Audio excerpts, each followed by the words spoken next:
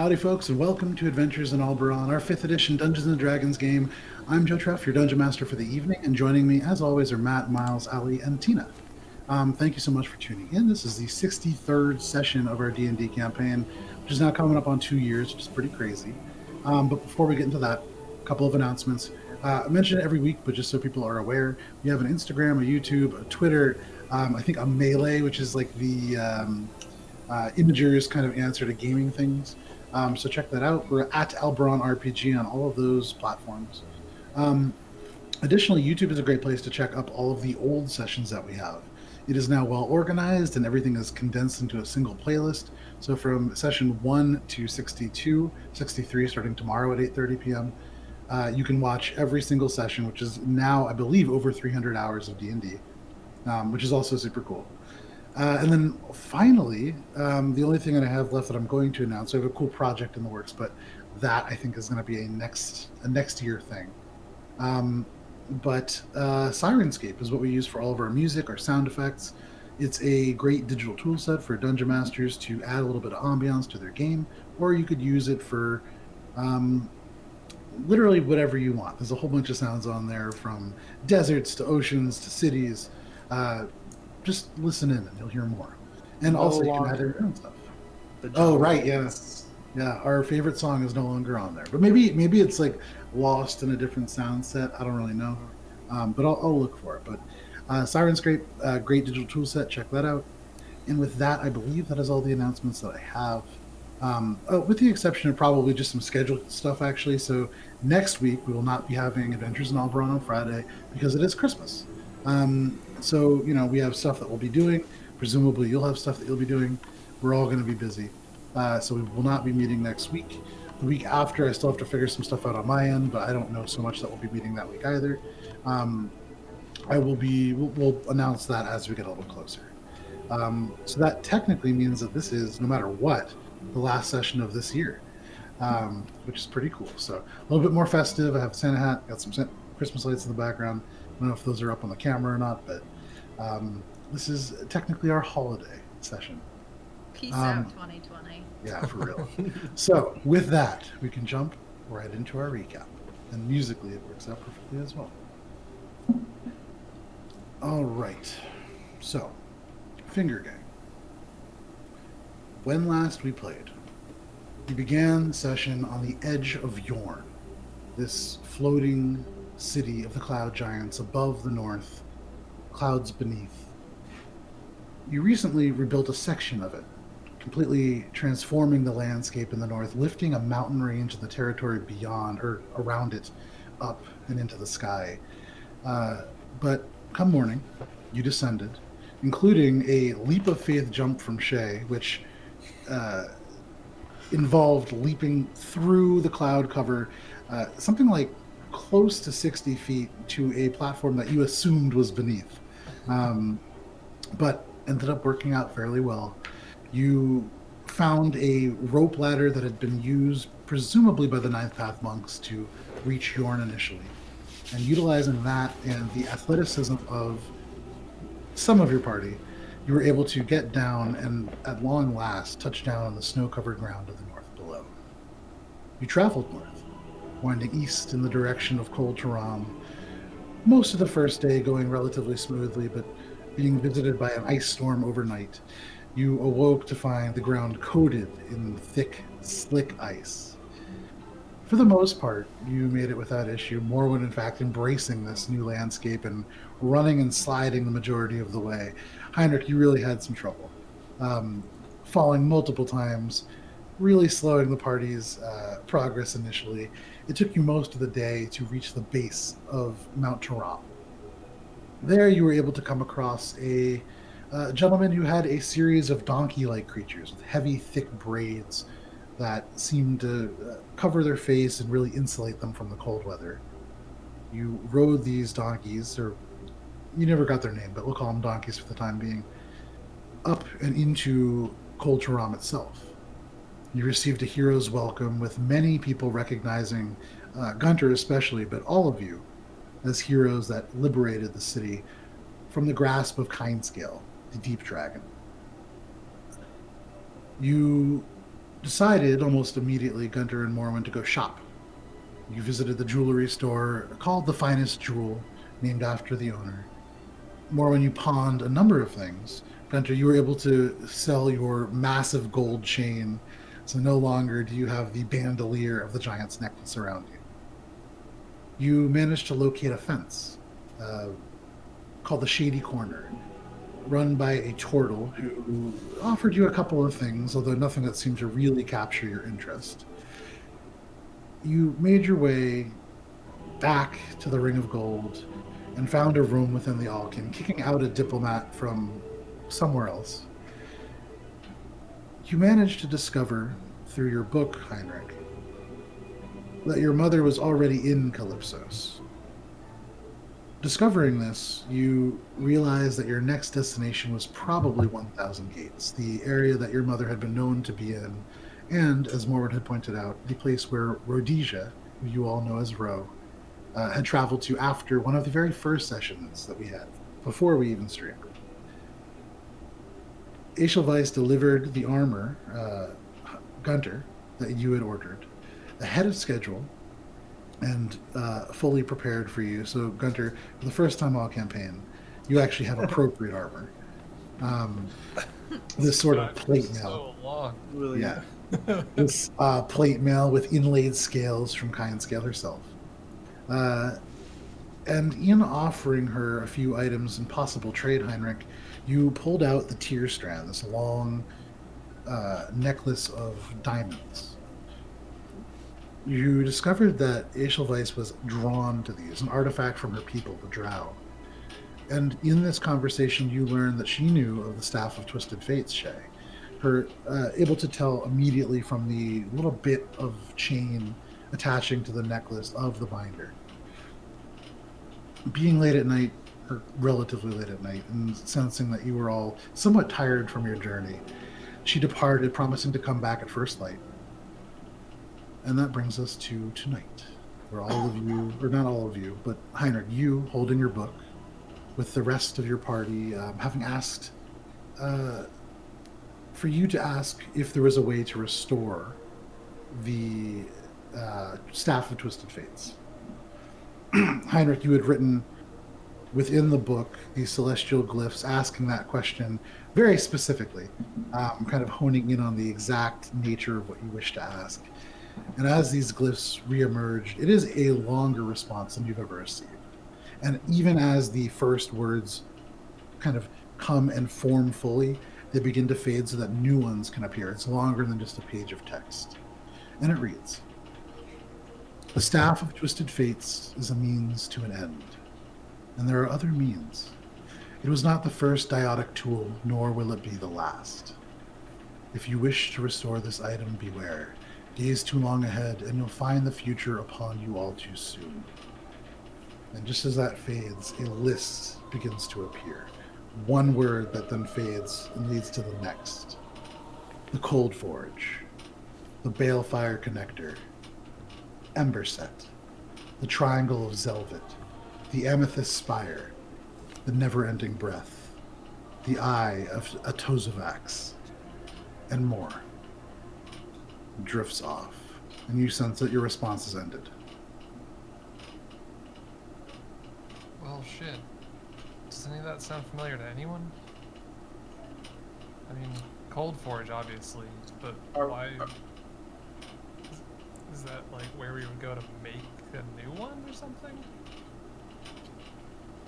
So the question that you had asked is specifically, where is a place that we could take the Staff of Twisted Fates to reforge or repair it? Gotcha. Okay, cool. So then all of those places. Yes. So does anyone, aside from the Cold Forge, does that ring a bell to anyone? I mean, we know a location. I guess my worry is, how do we find someone skilled enough that we could even afford or trust to make this? Sure. I could probably do it. Location. Right, but Really? I agree with you It's on not that too hard. Morwen. You just gotta get a good forge. That's all it is. You get there, you do it. It's, you got the materials right here. True. Skill is half the equipment, so, Yeah. Okay. Anyways, yeah, I think your point is correct, Morwen. I don't know if even we were to make it to say the one place we knew that lists the Cold Forge, that there would even be anyone there. As far as I remember, it's a place lost to civilization. And like I said, I could do it. Just let's go. That's what we gotta do. I'm like not reacting to you saying. I am. I'm like, oh yeah, guys, this sounds perfect. This is nothing. I wonder if Gamble could do it. You do still have one question left of the book, for what it's worth, just for your own note taking. So I asked if my mom was still in 1000 okay, got the Lipsos thing, making new breaker, specifically how that got there, so one last one. Shae, with this information, is there anything you want to hone in on? I anticipate that this means we need the pieces of the breaker which we left in Yorn. Right, you didn't even get the shit. Is that the place we just came down from? You didn't bring the pieces? We were already walking out by the time I realized what it was. I mean, can I chill here? You I don't know if I want to climb all the way, but that was a far climb. The question specifically that you asked was how could it be rebuilt or repaired? You never specified whether or not you needed all the pieces, so unclear as to whether that's true or not. That's a good point. I feel you should ask your book either about materials needed to make it, and or something about actually executing the repair. Yeah, that's a good point. How about A lot of good could points. you provide a step-by-step instruction for how to recreate the Staff of Twisted Fates? Just a wiki how. Give me your holiday recipe on how to make Could you provide to me DIY. a charmingly illustrated step-by-step instruction? And As it starts looks with, to like, reappear. Preferably in slideshow format. This recipe for swords goes all the way back to my great-grandmother in the early days of November. And then add, and then an ad, and I have to like cross it out with an X in the top right corner. Yeah, for Alright, clue. Okay. Okay. Well, I remember we asked if we know that the breaker's destroyed. We asked that the breaker's destroyed. They know that the breaker's destroyed. So should I just ask how it would be possible to reforge the Staff of Twisted Fates without the breaker? Yeah, that could work. I liked my idea. Step-by-step What was it? instructions. Oh, Step-by-step instructions. If you ask for it clearly, that's then- actually so geniusly simple and foolproof. It might just work. So I'm actually gonna do that. Okay. Oh wait, no, it's not, because he's just gonna answer yes that he can provide the step-by-step instructions. Oh, you said could you? Yeah, I mean, you're also assuming that he Right, it knows how to do that too. presumably a being such as Uriel would not take a ton of specific interest in forging things. Right, but that's true. you He can probably doesn't certainly do any of ask. that. or maybe why don't you ask a connection we can reach to? Maybe ask for a person alive and Aha, like true. So then we wouldn't have to just do 3 a day. We could just track down someone who may be on Dominion who might know. yeah, but make sure to be like one of the good guys though. Yeah. You know? Is there a chill dude who knows? Yeah. All right. Okay. So then I think I will ask. How to do it? I'm just. Or maybe say anyone not of the ninth path that might be able That's to help us with not this. terribly specific. Or perhaps a little too specific, because it could still send us to someone who may have ill Right. will. True. Just not of the It's ninth like path. the ninth path. The only people who don't like it. Alright. Who doesn't like me? Right. Exactly. Shae, what was your original question? You know the most about this staff. I'm gonna defer to you.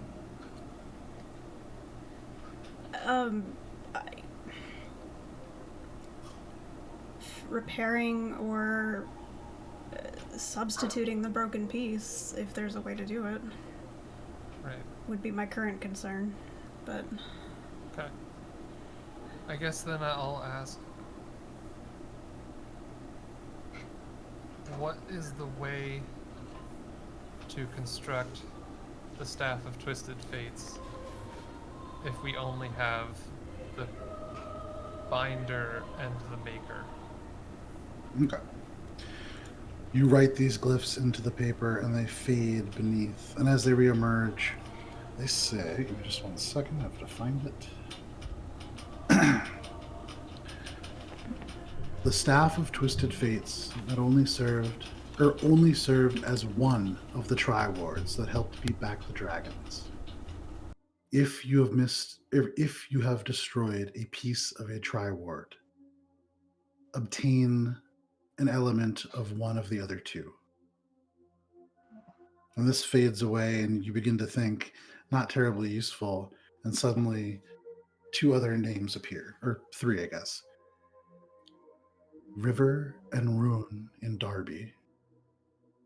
That fades away. Darby? Darby, D-A-R-B-Y. You've heard of it. It's a continent to the northeast. Okay. And then the second one is the trident known as the Soulcaster in Everest. In Everest?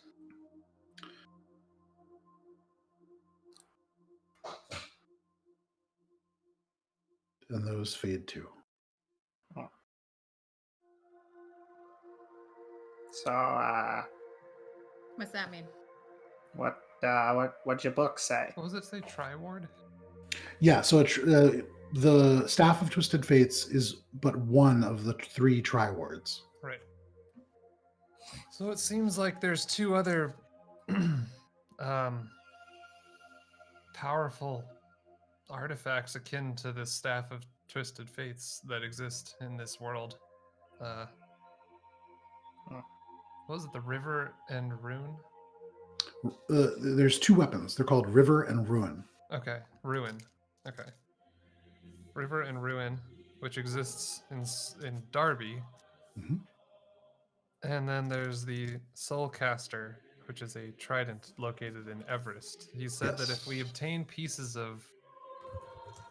It basically seems like they have the power to restore each other, sort of, or something, and like they're basically all able to stop the end of an age together somehow. Perhaps. So that's what I'm taking away from that. That's a long way away, but that's a goal for us if y'all needed one. I'm still trying to figure out where my mom is, so I'm going to be heading to Thousand Gates. I think that's the connection. That's where she last was. Maybe there's an opening to Calypso's something, or someone knows about it. That's all I got.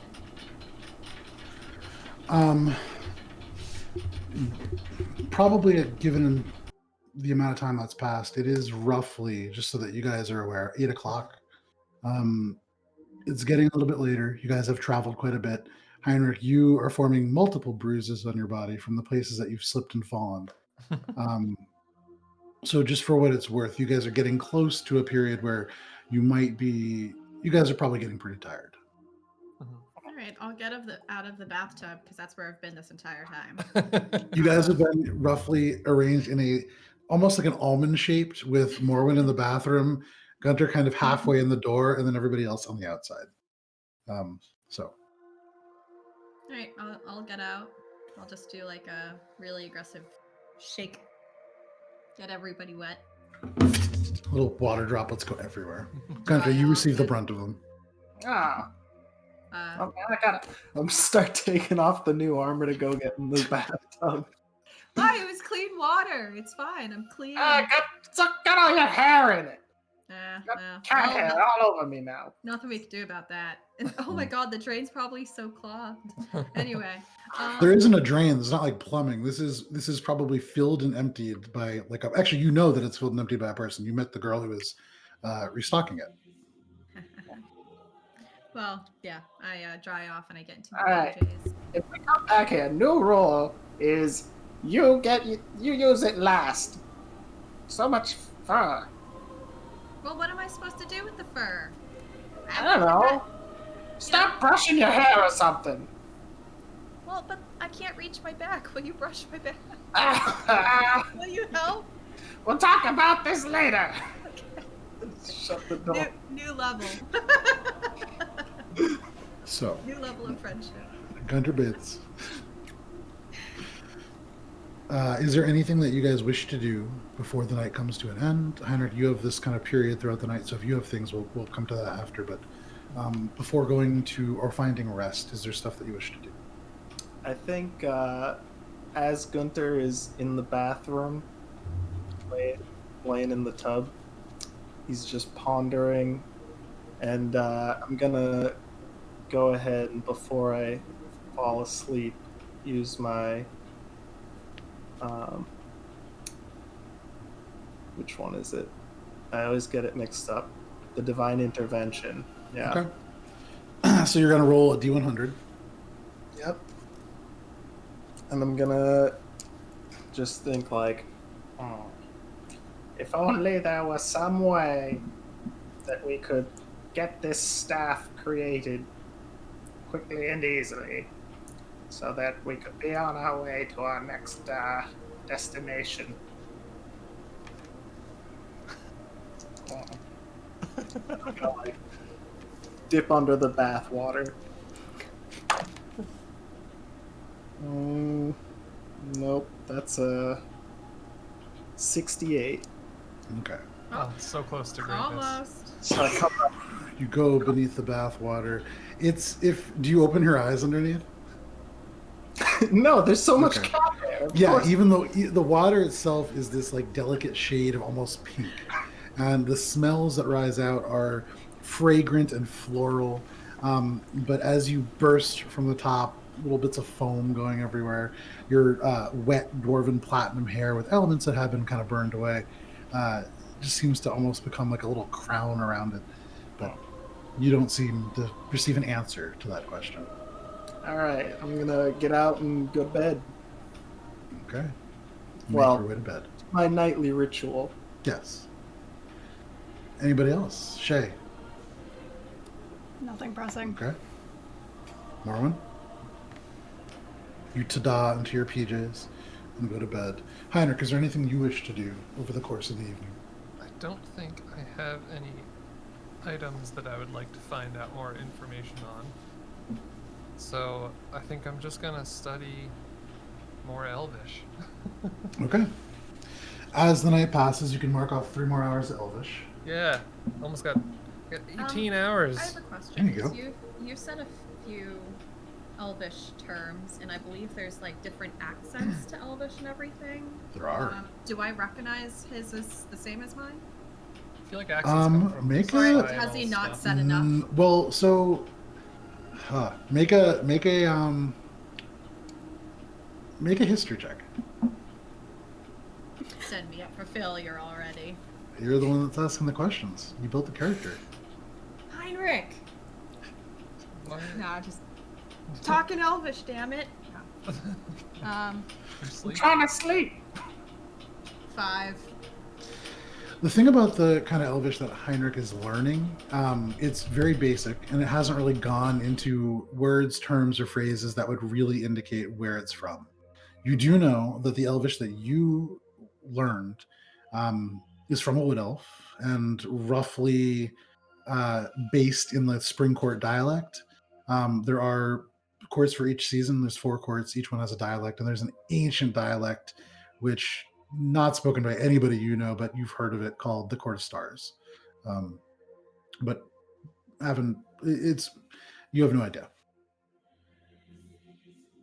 So you can all I mark don't let it off a keep long me up rest. at night. Fair. You can all mark off a long rest, and as you come to, or really for you, Heinrich, in the early hours of the morning, what is your passive perception? Is 12? Mhm. Okay. She's not especially sneaking, and so you would hear the sound of very familiar footsteps outside the door, close to 7 in the morning. And you recognize that already waiting for you outside is Edelweiss, this drow.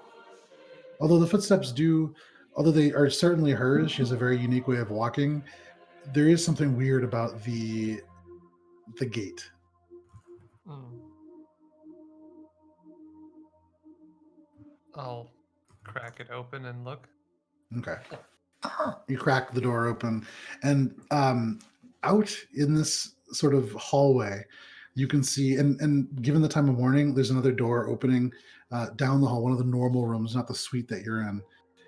You can see there is this gentleman and his maybe wife. It's a lady companion of some sort. They seem to be leaving for the day.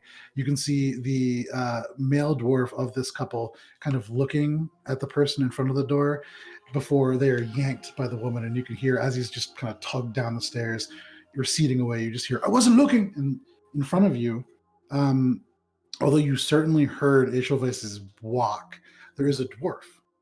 You can see wearing a tunic very similar to what you would have seen scattered throughout on some of the bodies within the Dawnfather's ziggurat. Almost as if maybe she worships there, although the dress is a little bit shorter than you would imagine. Would be maybe not appropriate, but well, yeah, appropriate for that space with all the forges and the sparks that are going around.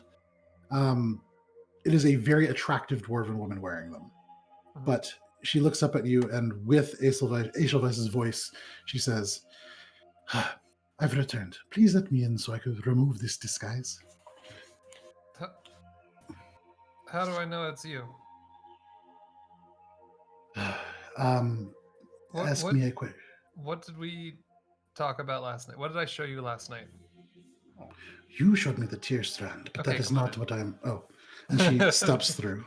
As she steps in, you see she puts her hand up to her face, and she removes a portion of the dwarf's face. But as it pulls away in her hand, the skin into this wooden material, very block-like. You see there is elements of Elvish that disappears as it gets pulled away. But you see just Edelweiss before her. She's instantly about 2 feet taller, wearing that same kind of bright orange cloak. However, you can see the clothing has been switched to this dark black leather armor. It almost looks carbon fiber like because it's these individual strips that have been woven together. It has this vague sheen to it. She wears these black boots with iron rivets and knee guards of metal that have these elven designs.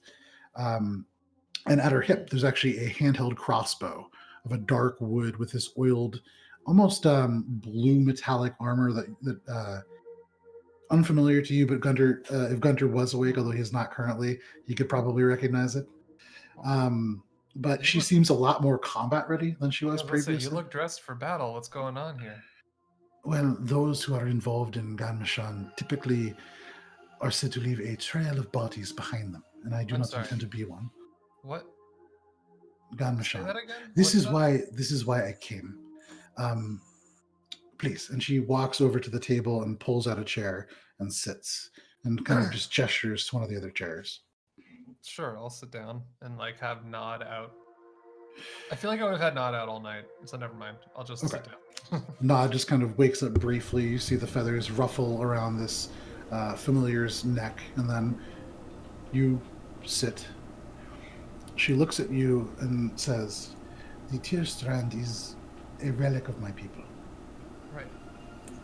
It is hard to know where to begin. How much do you know of what is happening now?" In the Underdark?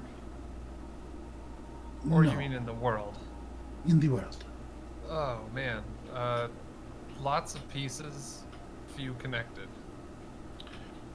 Well, to understand what is happening, we need to begin in the beginning. Sure. The very first thing, before everything, was Aurelian, the god of life. He breathed life into the multiverse in the form of other gods, and from there all you see, feel, and hear, and touch around you was created. He was not finished. He returns every few millennia and bestows new life forms upon Alberon. New shards of crystal fall from the heavens, similar to the spires we used to arrive, in the hope that someone or something will be corrupted into bringing them to the very building blocks of life that he once set upon this world. Their presence, these shards, create or waken the old pillars, and the pillars in turn can summon or create creatures of the original kind that they had brought to Alberon initially. In this way, the newest life form receives a trial by fire. Everything that has been created is brought back.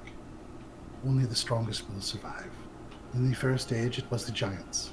In the second, the dragons. And in the third, the civilized races. Many of you. Um, well, some of you. You didn't include yourself in that. Well, so for us, for creatures that can draw their ancestry back to Fae origins, there was an event called the Spire Phase a long time ago. After what I've told you, but before now. Uh, it is quite complicated. Let me finish what I am saying, because it does naturally fall into the progression. But after the very first, when the giants came, they were able to beat out the rest, the creatures inspired by the Fog Realm. Very quickly, the ordning, do you know this? The social hierarchy of the giants? It kept them from effectively working together. The dragons rose next, beating out the creatures of Talon and Nell. They were powerful, but arrogant, and rarely worked together. This age, the age of civilized races, most of you, it is unique. Never before have you worked together so closely and had such a long peace. In this time, you have you've perfected the ways of destroying each other. Never before has Alberon seen so much cooperation and so much potential for destruction. As you have sat and not faced any real threat, you have begun to fester on the inside and destroy yourselves. Within this age, the spires that we arrived in for the first time began to fall. Elves arrived on Alberon when Mistra, the god who created the weave, the thing that brings all magic to Alberon and the multiverse around it, she was the only one of the original gods, Mistra, Cord, and the green Melora, the first of the three, the offspring of Aurelian, to sense that there was more beyond Alberon and its two stars and its neighboring planets. There was an entire multiverse to be connected, planes outside of the material. And she reached out to try to connect with these things. She opened a door first, and then later something called the Halo of the Far Traveler, which you all know as the Aperture. When this was opened, it created an echo. It rippled throughout the upper planes, the lower planes, the various elementals, and powers that could sense it began to reach towards Alberon. The gods that you know now, their counterparts below. But within the Feywild, Titania, the queen of the Spring Court anyways, was the only one who could initially sense it, and she held a great lottery. Every creature within the Feywild could enter their name for the rights to settle on Alberon, and 5 were drawn. Each of these was sent to Alberon as a spire, a small seed of crystal that would grow. You might know of the Emerald Spire in Everest. This was one such. This was Titania's herself. But my people came on the Amethyst Spire. This was created by Lolth. The worst creature that heard these echoes was from the plane of winter, the plane of ice. A creature of immense evil that desires to freeze the very thoughts and creatures and emotions of this place itself to add to his catalog. Mistra sensed this and shut the halo in time to protect us from whatever lies beyond. She created the weave as a protective layer to wrap Alberon in and keep it isolated from the outside. She was unaware that we, in our infancy, these spires, these small seeds of crystal, had already arrived, and so we were cut off from our gods and our planes as well. It has remained largely so, save a few places within Alberon where the lines are very thin. Um, the frost line to the east is a good example. This is where all of you come in. A long time ago, we had a prophecy when prophets were a real thing. This event, called the Grand Mashan, or the Gan Mashan, loosely comes to the coming together in Elvish.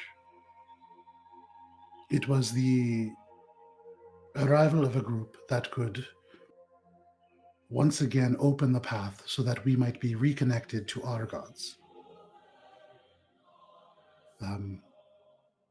From what you have all said, and from you bringing this tear strand, I believe that it speaks of all of you. It details the ways in which, well, it hints at the ways in which we might reconnect our world to yours. And perhaps there are answers there for you as well.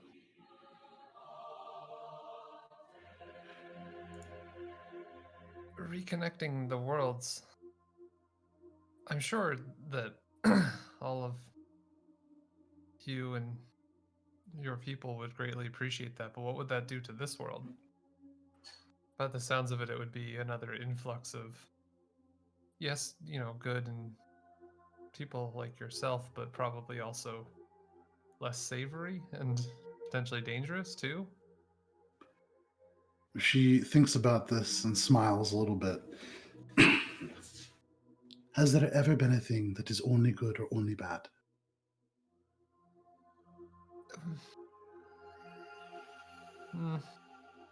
Some Heinrich's foods.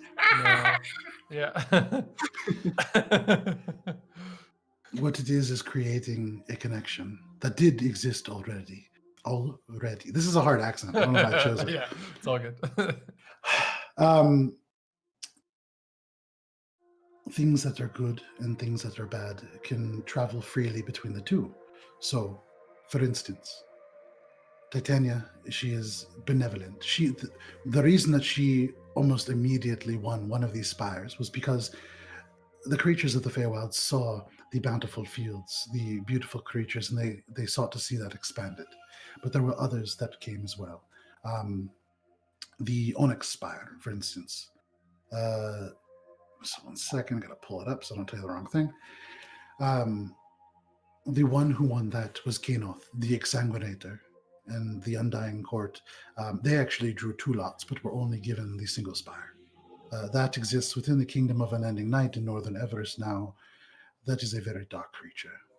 Something like that coming to Alberon again would be a negative. But a positive might be my people, who have been separated from their god for a very long time, have turned frequently to less savory deities. The Lord of Bones, the Raven Queen. It has not resulted in a people who are benevolent. We were not always like this, and I would like to see us restored.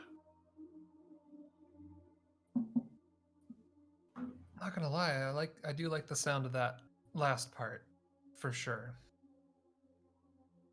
If There good are- outweighs the bad, or replaces the current, as you called it, festering of your people, what does, just to put it in the back of my head or discuss it with everyone else once they wake up, what does the rest of the prophecy entail? If we're to be those people, it's not like we even know we're those people, the foretold ones or whatever. You see this smile. Clearly, we come wouldn't to know her what to face. do. The purple eyes shut, and you can see from memory she recites. When twilight begins to run red, and the banner turns to ash, when azure light rises above your head, and the dead find their speaker at last, when the earth returns to the skies, and when many minds become one, when the tears of our people return to their eyes, and you can see her eyes open at that before closing again, looking at you. Gan Mashan has begun. Silence the dead in the cradle of man, and dig beneath the rot. Break the weave lock, end the curse, and remember what we forgot. Her eyes open. When prophecies could still be speaking, and they were known to be true, this was told to us. The tears have been returned to our eyes. And she motions to the tear strand. Mhm. And from what I is- understand from you, Mhm.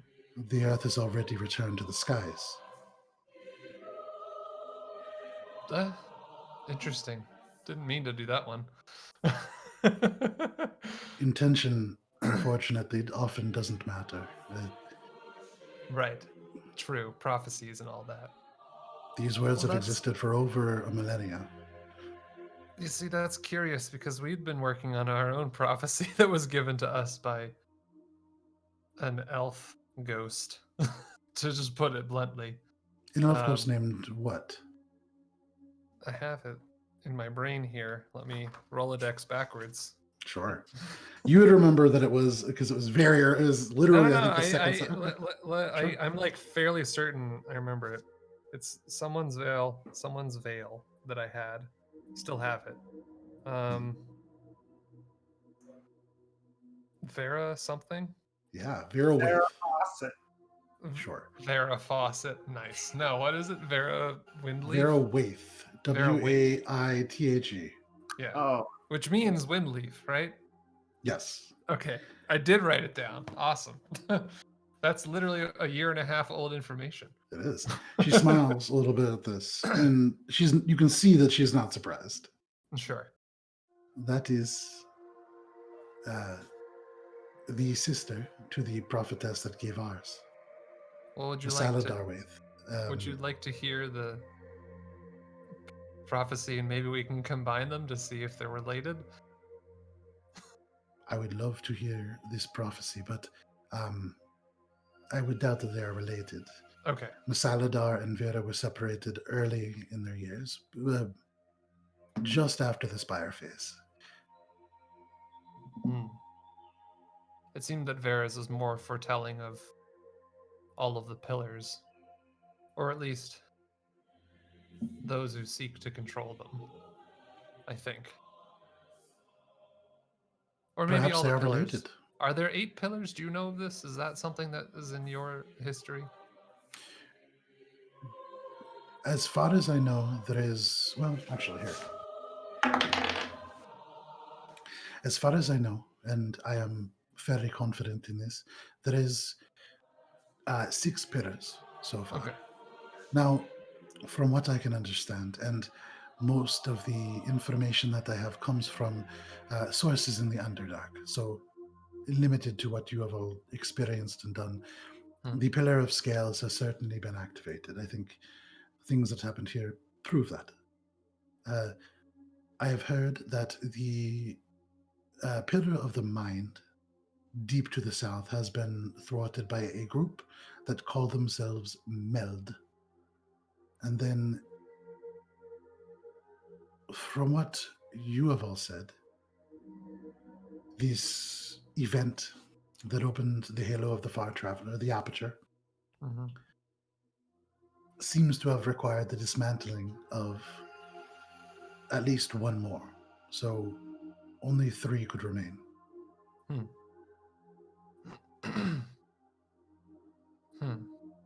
This is good. It means if 2 of those 3 could be ended or thwarted or protected, perhaps it could change the destiny of the Sage.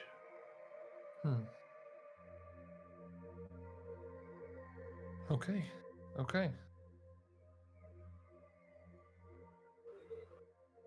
Is anyone else awake yet? Because, I feel like Probably this at is stuff... about this time, Shae would be stirring. Probably definitely would hear the voices, and so would make my way out. Okay, sure. Make your way out into this common room. You see the fires died down, the paintings, both visible through the sunlight now coming in.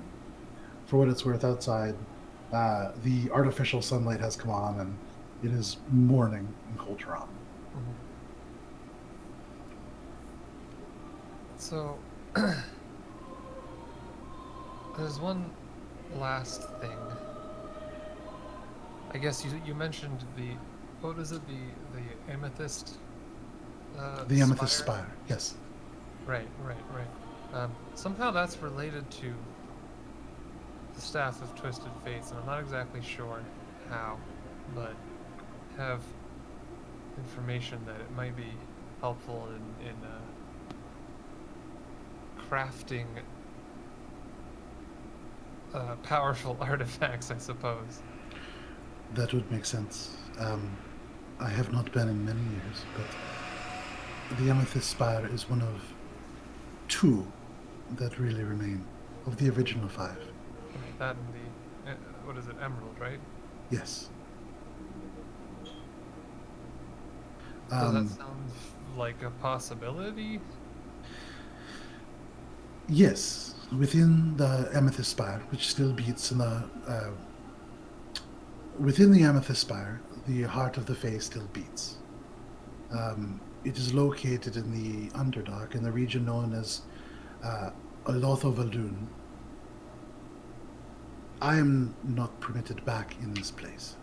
I have not been in a long time. As I said, my people, they're misguided and angry and lost. Well, sure, being cut off from home, more or less, with no control over that, it seems fair. This does trouble me, though. Within the last week, within the last 6 days, in fact, the contact that I did have within Othara Vadun has gone silent. That does not bode well. There seems to be, within the Underdark, a tide that is coming. A great silence that seems to be sweeping from the west.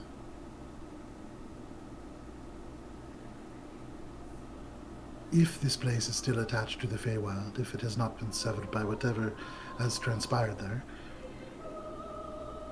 there are certainly places that would have the power to rebuild something of this nature. The Staff of Twisted Fates is one of 3 such items. Right. The other Soul Binder, and then the Rune River and Ruin, I think. River and Ruin are 2 of them, yes. She looks actually kind of impressed by that. Yes, Yes. I am a very studied man. I do not have a cheat code for this lore information. Yes, the Triward. To end the Age of Dragons, something special was needed. The Triwards are artifacts born from the minds of men, the magic of elves, and the hammer of dwarves. The halflings imparted their unique luck. The gnomes gathered the reagents needed for its creation. The Staff of Twisted Fates is one of 3. Each uniquely powerful because of the cooperation used to forge them, but the techniques for such things largely lost. With the cooperation also. You, of all people, understand that this is not a united place. Not all are welcome in the realm of men. Yup. Yup. Shit. I mean... Shae, good morning. Good morning, Aishelweiss. Oh, there you are. Good morning. Didn't hear you again. Not surprised. Was listening. Well, perfect. I mean, just trying to expand our perspective here on what exactly is going on and what to do about it. That is a good place to start. Catch you up on literally everything that we just talked about. So briefly, this recap starts about halfway through. You hear Morwen and Guntir stirring. Shit! You gotta do it all. Come in. You gotta Actually, restart it again. Sorry, we'll yeah, tell up to me you. the spark notes I'm gonna later. bust in being like, someone order that bacon? Oh, we got guests. Did you bring any bacon? No, but that is quite an ensemble. Yeah, it's her favorite way to wear it. Quite. So, she catches you all up on what has transpired, so that I don't have to say it all again. What's going on? Do it one And at a she time. told- 4 hours later. So session 65, we'll start with. So she goes over it again, and all of you can consider yourselves caught up to this point so far. So this leads me to my question for all of you. Where do you intend to go next? Personally, I need to track down... I mean, I know where she is generally, but not how to get there. My mother was brought to Calypsos, or went to Calypsos. Somehow related to the freeing of Azra, which is probably one of the worst things that could happen. Yes, I do know who Azra is. Yes. That, I would imagine that she is not free yet. We would know, I would guess. Right. But if your mother is there, that is a dangerous place. Well, right. Makes me think she was brought there. Maybe lured there. You I can don't see know. suddenly there is this expression of worry, and you can see her lips begin to recite part of that legend. And then suddenly she kind of begins to speak a little bit louder when she gets to the part that she was really thinking of, which is the first part of this prophecy. When twilight begins to run red and the banner turns to ash. Yeah. Do you know, Heinrich, of the burning banner? Right, yeah. So if they fall, which may That be troubles me. underway, Yes. Yeah, that caught my mind too. Entirely likely, now that Jeruxa is there. Right. And what worries me more is that he seemed to assemble a lot of people of the same... Well, they were all mountain elves, right? That he had sacrificed to open this gate. The mountain elves I do not know much about. They come from the Ruby Spire, which is no more. But that came from Zendoroth the Wanderer's lot. He created the Ruby Spire. They created the Ruby Spire. Right, but it makes me worry, like, if the more non-native to this realm's people, or at least their blood is needed to teleport you to this place, I'm worried that the long thought is like, did he need to sacrifice a lot of tieflings to open another gate, and my mom is there but not alive, or something like that. Pretty morbid, but It is possible. pretty morbid when we saw that. Azra, from what I understand, seeks only to turn the world to a place of rot and corruption. This perfect place for her.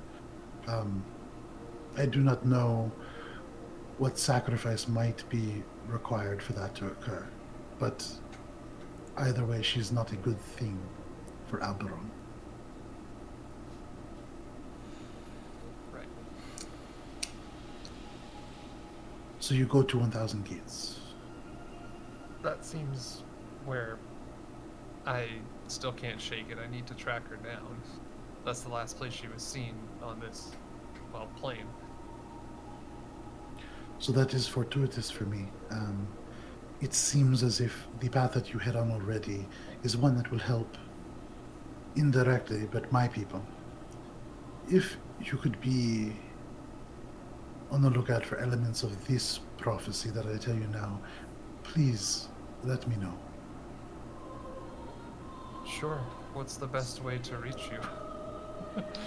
If you do not have a magical means, I could make a persuasion check. Okay, well, I could also... Okay, yeah. I was gonna say I could pull out the sending stone and be like, could you, like, retune this to another one and make its pair? Alright. Oh, shit. Natural 20. I mean, which total with persuasion? This... 25. Okay, great. It seems as if, like it or not, we are working together. So, Hey, I have started by something helping which- you, so I'm pretty keen on this. This is fine with me. Don't know what it is about you, but I like you.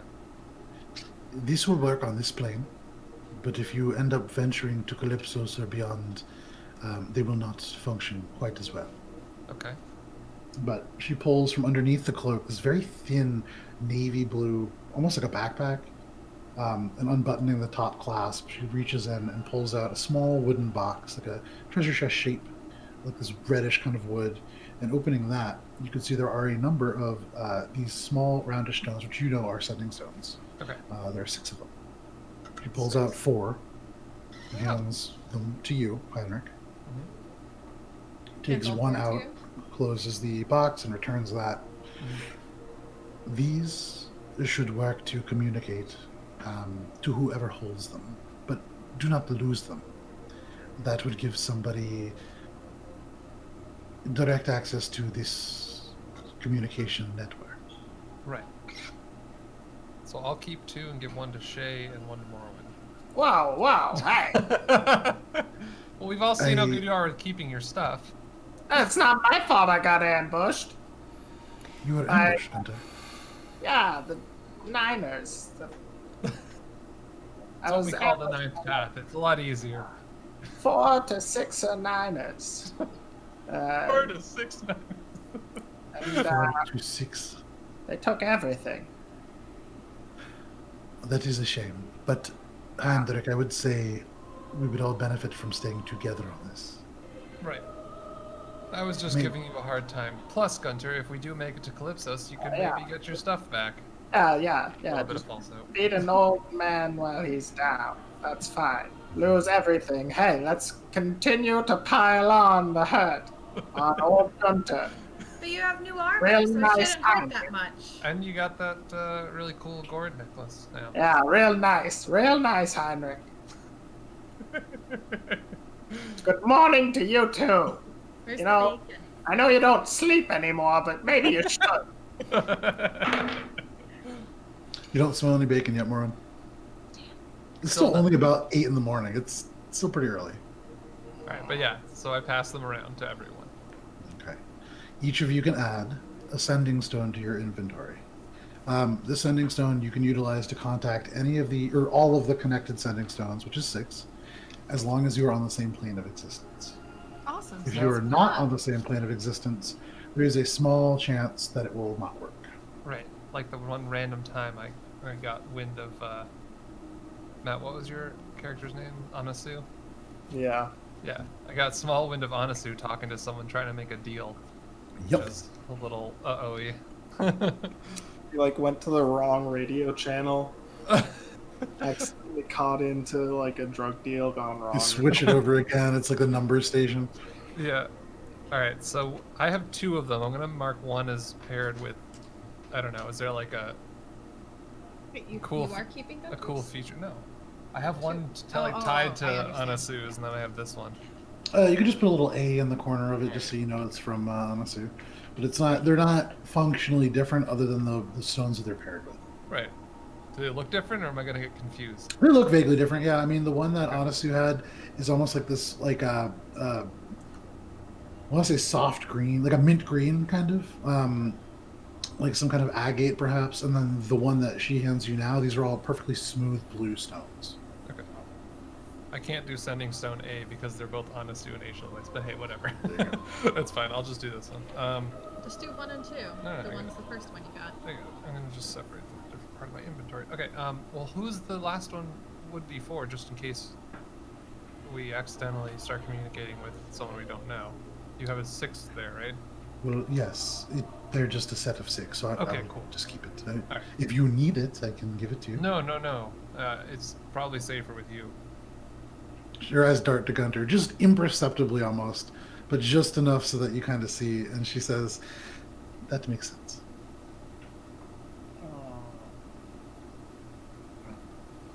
I would say, Gunter, you notice that. I was just saying in general, if she's been keeping them all together already, have her keep keeping them. Like, why send one extra with us? Just keep digging. All right. Anyways, So, this is what I wanted to tell you. If you have questions, I can answer them, but it leapt out at me yet last night that this was something that you are almost certainly involved in. So what is it that you would... If we're heading to Thousand Gates, and that's fortuitous, and then eventually Calypsos, that's still fortuitous, what is what you would most directly ask of us? Just keep an eye out on pieces of the prophecy, and... Specifically the last part. I do not know what it means, but perhaps you will find out on your journeys. It's silence the dead in the cradle of man, and dig beneath the rot. Break the weave lock and the curse, and remember what we forgot. The last part, the remember, that I believe is us being reconnected to the Feywild, but the rest I do not know. The cradle of man. I wonder what that exactly is. My guess would be the pillar from which the civilized races emerged. Sure. Beneath the rot, 1,000 gates. Might be a lot of rot there. Well, it occurs to me the gated marsh is the reason that 1,000 gates exists. Right. And the gated marsh is a foul, corrupt place. Right. A lot of evil things spring out of it and everything too, so I have to go through hell to just get to this. You said weave lock, right? Yes, I would imagine that is the thing that is separating us from the rest of the planes, at least directly.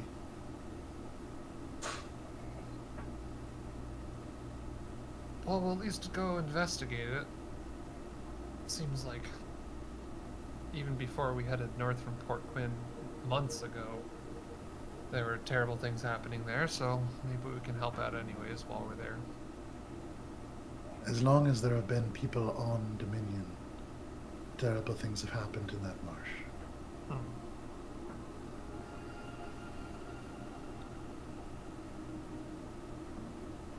Okay.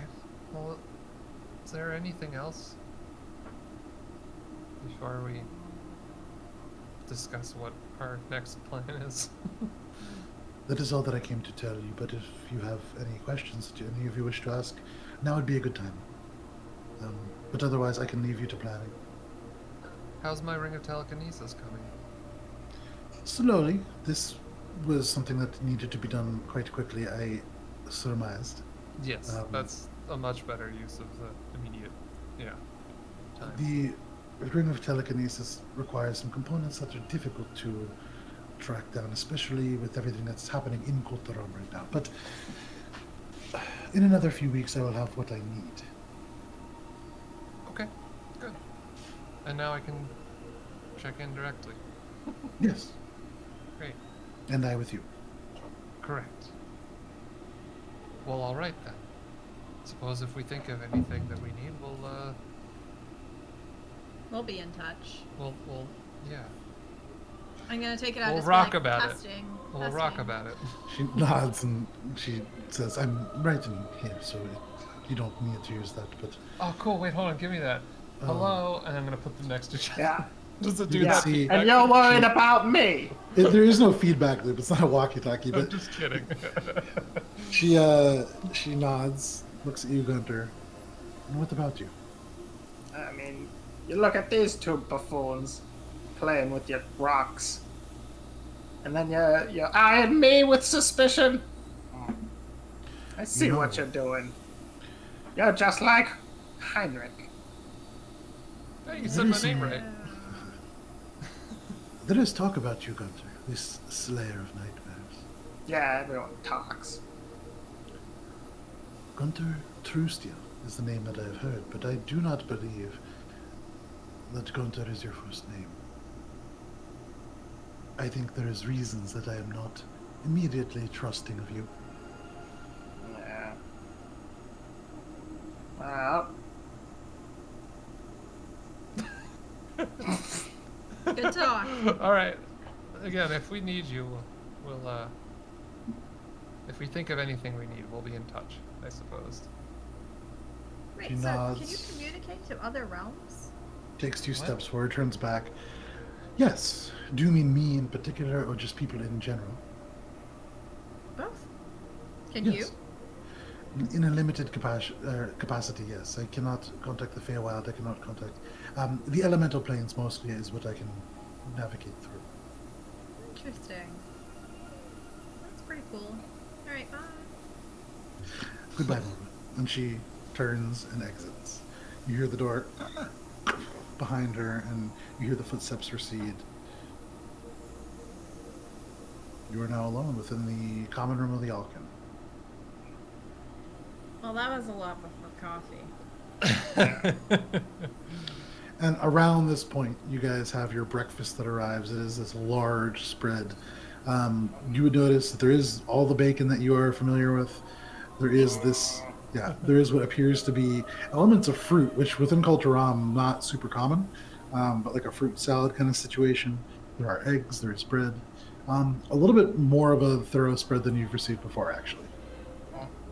Things are normalizing a little bit. Can I request them some, like a bulk amount of tea to go? Now that I have a cool tea set. So it's this young boy who you've actually met before. Uh-huh. You gave him something. I can't remember what, but he really likes you because you were very nice to him early on. Or one of you gave him something. I can't remember who it was. I think it was me for It might have been, the yeah. horse, not the horses, but the creatures in the stables. Yeah. Yes, that is right. You paid him. Yeah.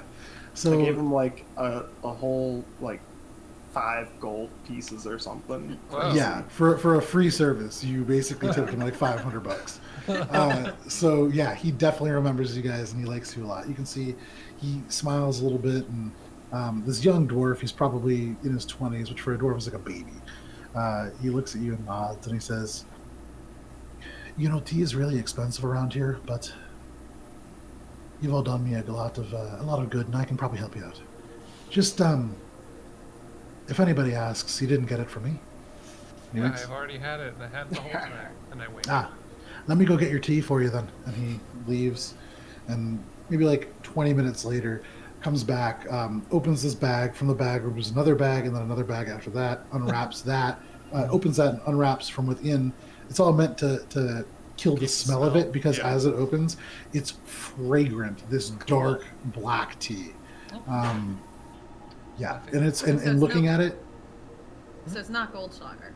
it is not gold leaf tea. No, Oh, that is much more expensive. This is probably locally made, or at least imported than finished here.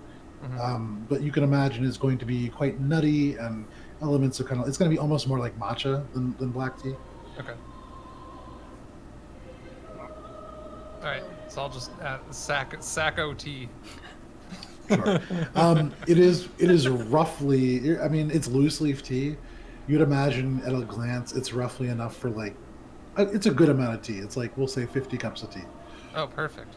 That's Yeah, 50 nights of me reading. You got the Costco box. Yeah. That's 50 uses or 50 nights of me studying Elvish with tea. Yeah. You need that caffeine too. Mm-hmm. Yeah. No. So he smiles and leaves. You are all left now with breakfast and tea. I'm gonna be chomping on the bacon, just kind of like.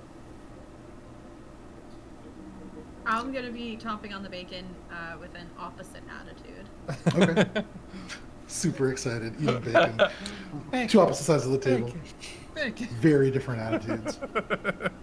Like cinemagraphically, the light is coming in and hitting Morwen's half of the table, and Gunter's is like in the shadows. There's like a drink, Spiders crawling. a leaky pipe just over his head, dripping. One by one, the drops come down. But what would you guys like to do? So guys, where to? I mean, do we want to get this show on the road to 1,000 Gates? Wow. If you're all willing. Yeah, I'd love to see Ro. I got nowhere to be. Gunter's considering, because he's conflicted now with some of the things that have been said by Edelweiss. Okay. What are her like? does Gunter have any sort of like vibes of her intention, her true intention? Because like she definitely has ulterior Make an insight motives check. here. I will say in the Right. future, maybe make an insight check in the moment when she's there. It would make it, because then Yeah. you can react to it. But it's also up to you. Yeah, You well, think back and Heinrich try to doesn't want remember. to rock the boat there. Oh, now you don't. Yeah. Oh, that's that is a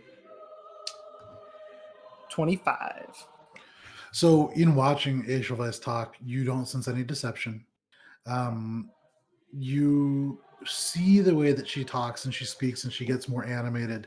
This seems to be something that she's pretty passionate about. She gave you these sending stones, which are magical items and probably pretty expensive in their own right, for 4 of them. She helped you out with the armor. You have no real reason to mistrust what she's saying. And as far as you can tell, everything that she said has been honest. Okay. Well then, I guess she's still cool. So, I mean, look at what you're wearing. Of course she's cool. I know it's not totally relevant, but I am just wondering, are we just gonna like ditch the boat entirely? Yeah, see that. I I also would mean- like to stop back in Port Quinn, but it would add so much time. But I Well, don't that even doesn't know if answer we'll about ever the be able to boat. get time on our side. So maybe it would be wise to. I mean, If I'm we just get on a saying, flying ship. because Yeah, if I ever if run into only. that boat again, like I'm gonna have to owe those people a lot of money. Seem to be making their own at this point. I'm gonna hope. Because Um, Gunter, didn't you scry on them and like get the gist that they were running some sort of like? That was, Oh, like, they've not become recently, though. pirates. They've taken our ship and they're doing nefarious things upon the sea, as far as I can tell. So, priorities, maybe like lower mid. All right, if we see That's them kinda again, how I'll just remind them. You're the captain, right? You know the money. I'm the captain. Oh, yeah, that's I'm. what you were No, saying. the whole Morwen is time. very much the captain. Yeah, It is that's called the true. Cat's Claw. Yeah. And yeah, you're listed in the manifesto as the captain. Oh, and But I remember what he's listed. You literally as, too. have, yes. Literally do the you Peeboo. know? Literally the Peeboo. I sure do. Oh, but have you looked at the manifest in a while? Has anyone? Good question. It's on Morwen's person. Oh shit! Well, Gunter, what is the small alteration that has occurred to this manifesto? Gunter is manifest. now the quartermaster, and the title of Peeboo has been given to the former. Was she To first Shae. name? Sade. Yeah. She was a quartermaster. Oh yeah, so I switched our names and our titles. Well, she won't be seeing that in a while anyway. yeah, and I was right about her. What do you mean? Well, she took your ship, and now, it's off pirating. Well, you can't I blame mean, anyone I for just believe sitting that she there. did probably wait a bit. I don't think it was immediate. Oh! Well, they're not You know back. what? I guess I'll go turn to piracy. It's been like a month. How long That has doesn't it been since excuse- How long has it been since we were in Gulliver's Bay? So today, as the dawn overtakes the horizon and you wake up, it is the 18th of Deep Winter. You guys, sorry, the 19th of Deep Winter now. So you guys left Gulliver's Bay probably a little bit more than 6 weeks ago. Okay. Yeah. I would get bored waiting as well. We also left in an area that's just like snowy with like 2 shops. Okay. Five I'm not people. saying that they should be waiting, even though we did pay them. I'm saying, I if miss you- Kingsbury. going out, you're gonna be committing nefarious acts willy-nilly on someone else's ship. You know that if they ever get caught, you're the captain. In all fairness, I mean, isn't that kind of what we did once we took the ship in the first place? Well, yeah, but we got it It's a little cleared bit- here. So, it's kinda like paying it we learned forward. our lesson. But Piracy pays it forward. Piracy does pay it forward. now, part of the And I code. hope that Tinsbury is doing okay. 'Cause I Take care no about him. prisoners and also pay it forward. That's part of the pirate code, I'm pretty sure. steal from someone, pay it forward. The person you just stole from. I guess that's what it is. Pay the piracy forward. Yeah. They become a pirate because they're poor now. Oh, we gave them good money. All right. Well. Anyway, I think that's, you know, low mid-tier priority. That ship, it's That ship is literally has sailed, yes. So, you know, I think we have bigger fish to fry. Does anyone else have important business they'd like to tend to anywhere from here to? What was the place that we were gonna get teleported to that's not Thousand Gates close by? Pendleton would be the Pendleton. closest one. Do you Pendleton's still have ward, maybe? Yeah. Nope. what is the travel from Pendleton Mhm. to? Pemberton? So specifically, Oh, you now guys I'm would remember because he did tell you that Pendleton is it's a rich suburb within the Kingdom of Sarentil. It's north of the Silas Woods and west of Nocturne by about a day and a half by coach. But that's the closest place to the Thousand Gates, right? Yes. Oh, that they have available to you. Yeah. Right. Yeah. Well, I think maybe we should sell our mounts before we go. I don't know if we can teleport with them.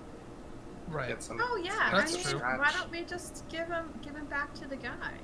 No, he wanted us to Hey, he wants us to, spread you them out know, as his pay it business. forward. Yeah, marketing. Oh. Plus, now that we've used them, they probably have a higher market value. I have an idea. You Wait, know? Used by heroes. All right. I want to try to Heroic find... mounts for 7 platinum each. Whoa. Okay. Good luck. We'll get high rollers. Oh, So when they showed up, or when we rode them, did they have like blinkies on them, or you know, like little? Were they just like bare? Yeah. Were they naked? Yeah, I mean, but the thing is, so these donkey-like creatures have these really thick, matted dreadlock-like things that make them fairly comfortable to sit in. They almost kind of, it's like memory foam, basically. No, I But was you thinking, also, Guntir also paid to have them brushed out, so you don't know what condition these mounts are going they're to. just like poof. Oh my god. No, I was thinking it'd be cute if we just got like little blankies on them to drape over them that had the guy's name on it. So it's just like walking advertising. Yeah. You know what I mean? Yeah, I think that's a great idea. Yeah. And We'll say we like do I that. think Alright, it'd be so- easy enough. All right, I'm gonna go find a seamstress. I'm gonna go. I'll help you with that because I think we have a good This is plan a good here. deal. Yeah, we're gonna do this, and we'll meet you at the teleporter. Okay. So o'clock. Guntir and Head Morwen are straight going to there, find a wait. seamstress. No, I'm gonna go. I don't know. Nah, actually, I'm not gonna do anything. I don't have anything to do. His name is Merrick, by the way. Oh, thank you. That For- was gonna get real. good. messy. For what it's Maybe worth, his name is Merrick. write it down. I'll hold on to it. I'll let you look at it though, but you can't read, so Wait, Merrick's what? Like Well, that's Merrick's Merrick's mounts. mounts. Merrick's mounts. That's got a nice ring to it. He'll probably like that if it's not actually the name. Or already a registered business elsewhere, and now he's gonna get in trouble. Copyright That's laws. true, but I think that the laws are pretty. Dwarves lax are really in strict about Alberon. copyright laws. Actually, you know what? In Colderam, they kind of They are. are, right? Yeah. Yeah. Everything was minted, and like all of the Mhm. like samples of ore that we had were like from Cataloged, certain- yeah. No, they do actually take that's a fair point. In Colteram, one of the only places in all of Alberon that there might be a like a name infringement issue. Yeah. Merrick didn't sound too dwarvish, so I think we're good there. But Yeah, he's or not he's good there. Yeah, well, it's fine. He's outside of the city. Just- Well, yeah. All right, go get 4 Merrick's mounts tapestries and bring the mounts with you so they can get sized and everything, and it'll be all fun, cute adventure. yeah, and then we'll I like find this. someone we'll sell them to someone, and I would argue the most working class area closest to the entrance of the mountain would probably be the best. I don't think. yeah, we'll figure that out. We can I handle don't think it. rare gold people would have much. use All for it. right, you go do your book stuff. We'll meet All right, you we'll see there. you at Thousand Gates. Yep, teleporter. We'll meet you at the teleporter. We'll meet you at Thousand Gates. Teleporter. So, Guntir and Morwen, you head out. Morwen, presumably you change back to your normal armor, and you head out. And in the direction of that market district that you'd been before. There was a seamstress there, or a tailor, not a seamstress. Heinrich and Shae, are you guys doing anything in the meantime? Want to have a tea party? That sounds nice. Do you I'll like join you in a tea? I do, actually. We'll have a tea party and plan our. Let's think over this lore stuff that we just got dumped on us and figure stuff out. All right. So, Gunter, Morwen, you make your way out through the Alkin. You get a brief wave from the person at the front desk, and you make your way down the central staircase in the Ring of Gold to the Ring of Silver. You find your way out. Oh, sorry, go ahead. I want to. Are they all roughly the same size? Oh, The donkeys. are you gonna go find your donkeys? Well, I want to Let's bring get- one for size. Okay, so you make your way out Measure it and out. go around. Gunter points you in the direction that the kid led these mounts out to. In the back, you see this almost barn-like structure. And sure enough, as you approach, you can see the doors swung open. There are individual stalls inside. The creatures that you see within do not in any way resemble the creatures that you rode in on. Morwen, you rolled a natural 20 for your animal handling check then. So immediately the one that you rode, it seems to see you and it attempts to run towards you. Whereas before they were these donkey-like creatures with thick, matted dreadlocks, the dreads have all been painstakingly brushed out. They look like Cousin It. These things have fur that goes down. It keeps plodding on its own hair. You can hear these vaguely sound kind of like as it approaches and comes over, and it kind of rams its head into you as it stumbles forwards. You can see another one attempting to make its way to you, probably Gunter's. There is the beginnings of like braids that have been attempted, but this creature clearly not cooperative in the attempt. They're already unraveling, but slowly they kind of make their way over to you. Seeing this, I think, are there like shears or anything nearby? I think I want to try to like trim it up and give him some like kind of beard braids similar to Okay. Gunter's And beard. And some Basically, like, bags, so they You don't yeah, see. so they can any see. shears, but within your costume thing, you do have like scissors, so no problem. You can use those. Make a performance check. Okay. And I'll help Just where I can, basically- just like soothing Okay. the animals I'm while they're grooming getting manicured. Okay. The equivalent of their beards. For... Make it at advantage as Morwen is helping you. She's trying to keep them calm. Nice.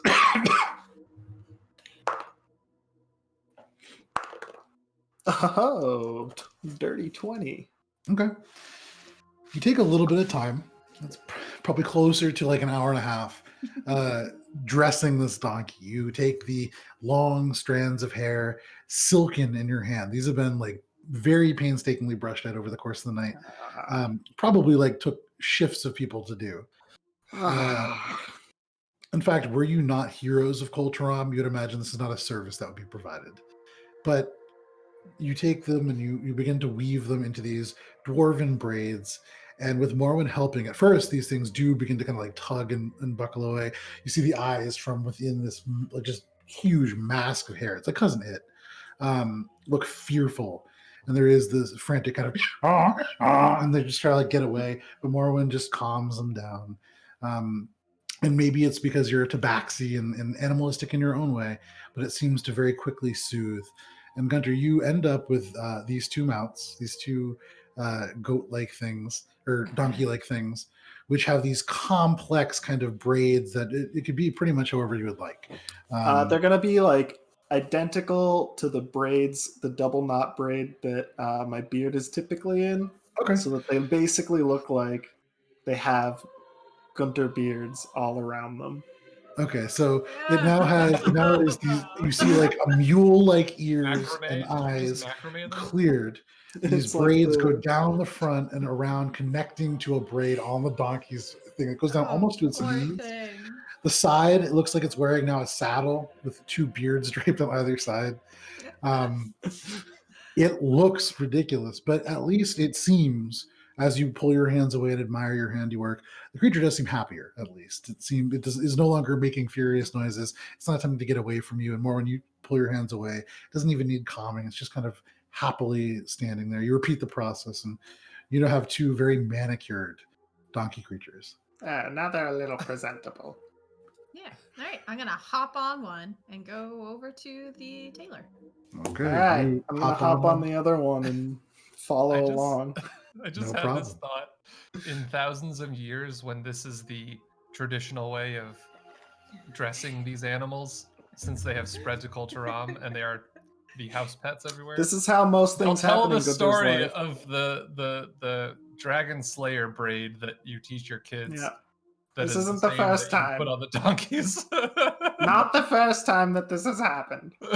Dragon Slayer braid. I'm making a note of that. All right, so Gunter and Morwen, you make your way to the market after this, riding on these ornate kind of donkeys. You hear One of a whispers, kind. people just kind of like talking, pointing. There's no laughter. It seems to be relatively like people kind of impressed by the handiwork here. You hear So, here and there, that must have taken ages. And as you pass, you go down another landing and down another set of stairs. You pass an old man who walks up and just, I've never seen an anagog like that. And just pass him, and you Yeah. make your way to the market. Merrick's mounts. Good stuff. Go buy from there. You can see he kind of nods, and as you Tell disappear, him Gunter sent you. you hear him just kind of say, "Yeah, did you see that? Gunter sent him. I don't know what that means." And you just kind of disappear around the corner. But They'll get the message. Sure. You make your way to the marketplace, and you find a place called Gowns and Globes. It is a large two-story, well, large for dwarven structure, a two-story dwarven structure.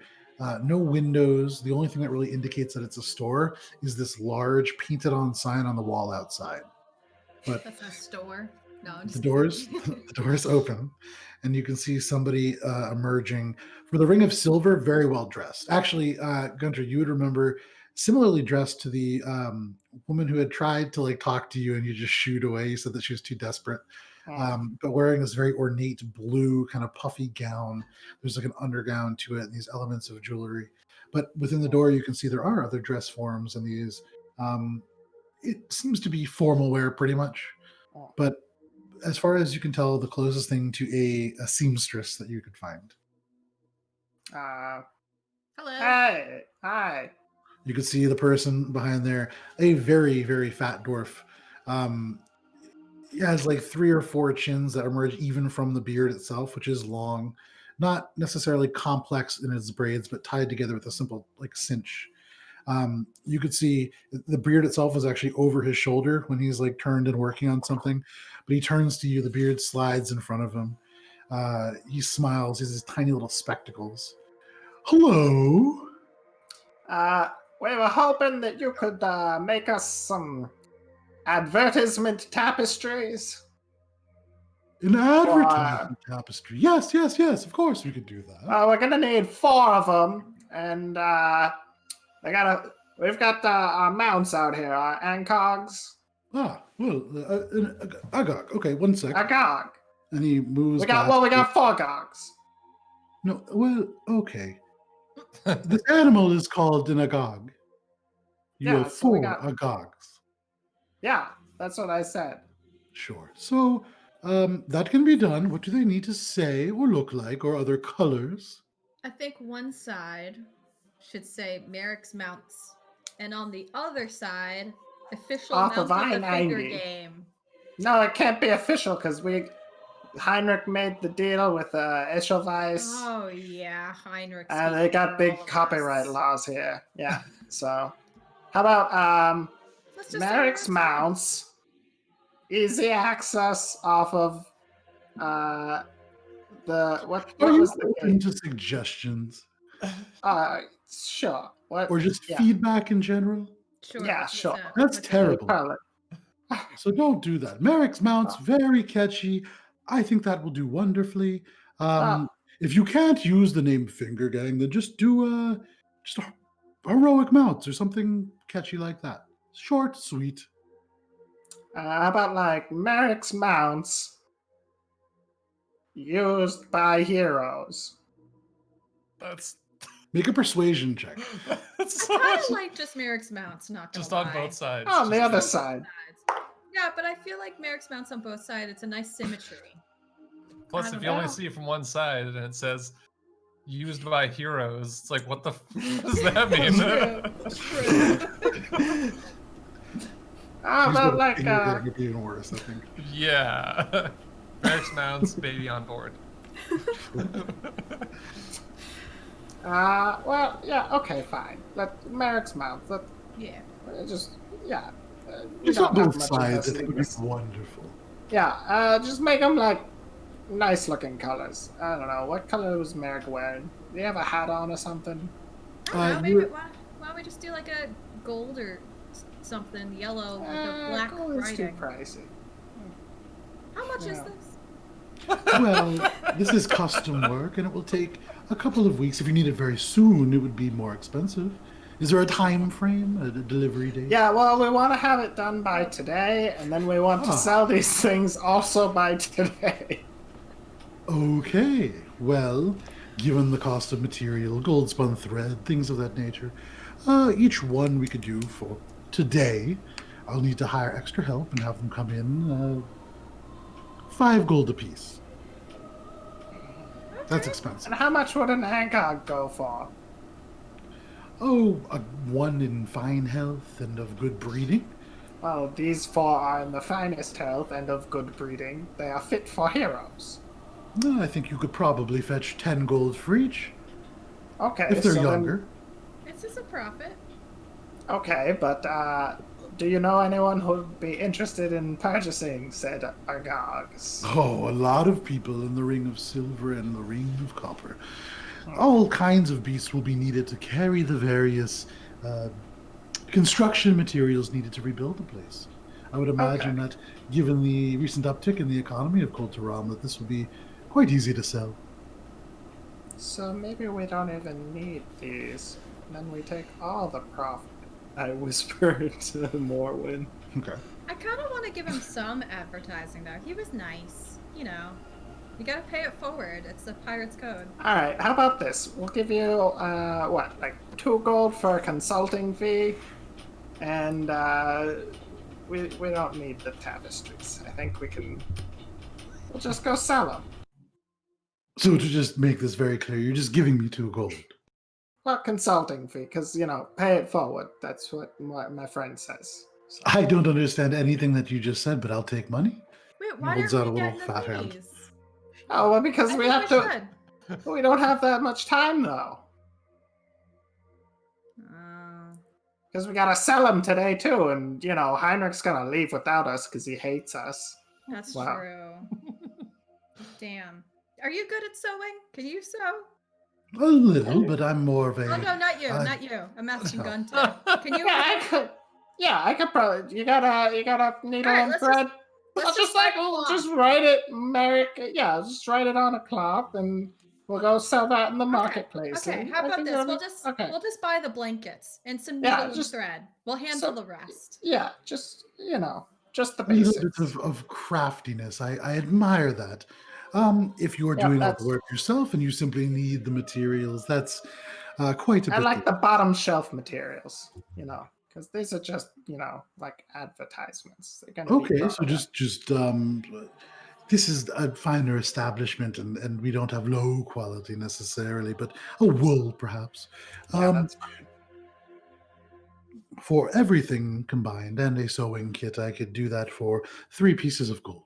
Simple, cheap. All right, fine. I'm gonna take the 3 pieces out and be like, there you go. Now let's we'll wait here for the supplies. Indeed. Just one moment. We have them prepared, so I can just get them for you. Oh, And wonderful. He stands up and kind of goes around to the side of the desk. You can see he sweeps in a couple like needles and some thread and stuff, and makes a sewing kit out of the supplies scattered throughout the working space. You can add 1 set of sewing supplies, sewing tools, I believe it's called, to your inventory. Sorry. You can All right. also add 4 blank cotton, for lack of a better word, saddles. There's a word for those things. I just don't know what it is. I'll have to look it up during the break. All right. Well, thank you very much. Let's get out of here, Morwen. Let's go. Wait, actually, I want a sewing kit just cause. Can I buy one? Oh, you can have this when we're done. I don't need it. We'll No, just, I I'll want make. my own. So I can do them Just too. a while moment. you're... I can certainly do Yeah, that. no, For no, okay, 5 yeah, pieces well, of silver. 2 at a time. That's smart. Yeah. Wait, 5 pieces of gold now? Silver for another sewing kit. Oh, okay. Cool. Oh, you're 5 gonna try to pieces of scam gold us. for my additional sewing kit. He has to Okay, like good. rush through the shop and find different elements because they were kind of all localized before, but that was what he was using. So he goes and grabs some little bits and bobs and adds them together. You can add a sewing kit to your inventory for 5 pieces of silver. Yay. All right, let's do this quick. I got some other things I think we should do.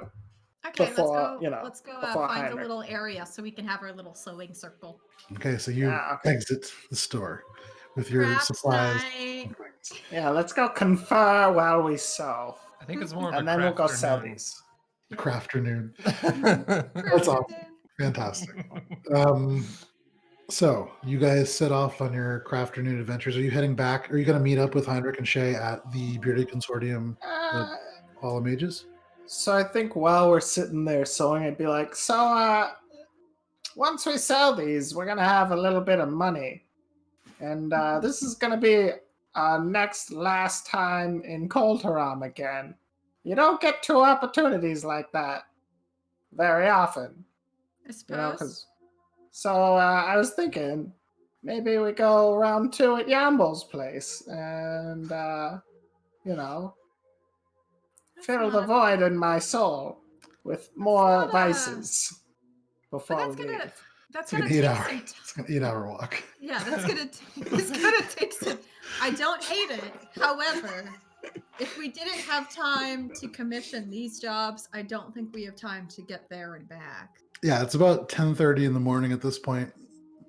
I also feel like the brief mention of just Nocturne would have reminded you that that's probably something we can do there too. Oh yeah. I mean, Gunter, you know, within the walled city, there are dozens yeah, of I guess- shops. That all you right. can place at. So let's try to sell these at an up price. You know, because we're heroes, people will probably buy them for at least double what they Yeah. normally would. So we'll let's sell these. let's do a deal. We'll do 1 each for 15 or 2 for 25. Okay, but maybe more like, yeah, okay. We'll work out the details when we get there, but Presumably, should- you are walking and doing this, or what? No, yeah, we're sitting well, we're down. sewing. Oh, We're sewing our. I thought we yeah. had a sewing circle. Yeah, Where we're are sewing, you guys? yeah. Where are you guys? Where did you go? Are you Oh, just okay, taking the okay, street? fine. Just- Let's find. Just sat let's down find in a the spot store. under one of like the Just gold apple trees. Yeah, just like right? find a nice tree to sit under, you know. with Okay. The artificial sunlight. We'll bring our 2 mounts to kind of like encase us. We'll maybe like they'll be sitting there and we'll be using them as backrests as we sew. exactly. Mhm. Yeah, Whispering. you know. Can it so Whispering the whole ironically time. Just can it two- ironically be like 2 just heroes just sewing some advertisements. Can it be like you know, conveniently 2 benches away from where Shae and I are having our tea? So unfortunately, it seems that Gunter and Morwen want to go back not only to the Ring of Gold, but past that into the Golden Terrace, the Gold Glow Estate, and spend some time up there, which you can certainly do. How far is that? So you just walked about 30 minutes to get down to here. It's going to be Okay. another 30 minutes up to the Ring of Gold, another 30 minutes up to the Terrace of Gold, or to the Gold Glow Estate, Okay. rather. So like an hour away to get there. Okay. At this point, you would imagine that Heinrich and Shae are already, and they are already at the Hall of Mages. Well, we said if 60. we rode these little things, does that Yeah. speed up the time? Plus, I bet we could sell them No, when we No, get up there. actually, it slows the amount of time because you're climbing upstairs on these things, tripping over themselves. They're not tripping over themselves because Gunter did really nice braids. I'll say it's about the same time. I'd say You're that. climbing mountainside mounts Yeah. in a city. Kind So of. they- It is what it is. Yeah, This we is gotta a good sell deed. these. It's Yeah. a good deed. So you So we gotta sell them. you walk. We'll get back to that. Heinrich and Shae, are you guys proceeding immediately to the Hall of Mages? I feel like wouldn't we need to go get Belle first at the gated house with the ivy or something? The guy who operates Possibly. the teleportation circle, yeah, You would imagine he's, I mean, given the time of day, he's probably there. It's during the week, Oh. it's Friday. that's true. Yeah, I mean, I guess I don't want to like get there and have him then just be doing his anxious waiting on us. So maybe like hang out near it and just sort Okay, of observe the comings and goings. sure. At least that's what I would You, like to do. I don't know what. If yeah, Shae, Shae is there anything that you want to do? Hoping that we're coming and That sounds time great. is going. Okay. An hour goes by. 2 Great. hours. Shae and Heinrich, actually, no, Shae, with your passive perception, because they're not sneaking, there is a point where you would see off in the distance, a couple hundred feet away, Guntir and Morwen riding these long braided versions of the animals that you rode. It takes you a second to actually place them because they're so drastically different looking. Uh, you can see they seem to be carrying a bag and they're heading towards the Terrace of Gold. Seems as though Gunter and Morwen have found a way to occupy their time. I feel like we're waiting on them. Occupying their time doesn't seem to be the fitting term. um, I feel like let's let them have a little bit of fun, specifically Gunter, to have turn his spirits up before we launch ourselves headfirst into a known horrid place. So, Gunter and Morwen, you are allowed to go up to the Terrace of Gold. You take these creatures up this spiral staircase. It's very difficult for them. You can see, there's a point where they get to a particularly narrow passage, and it's hard. You have to kind of like get off and corral them up, but you do manage to get there.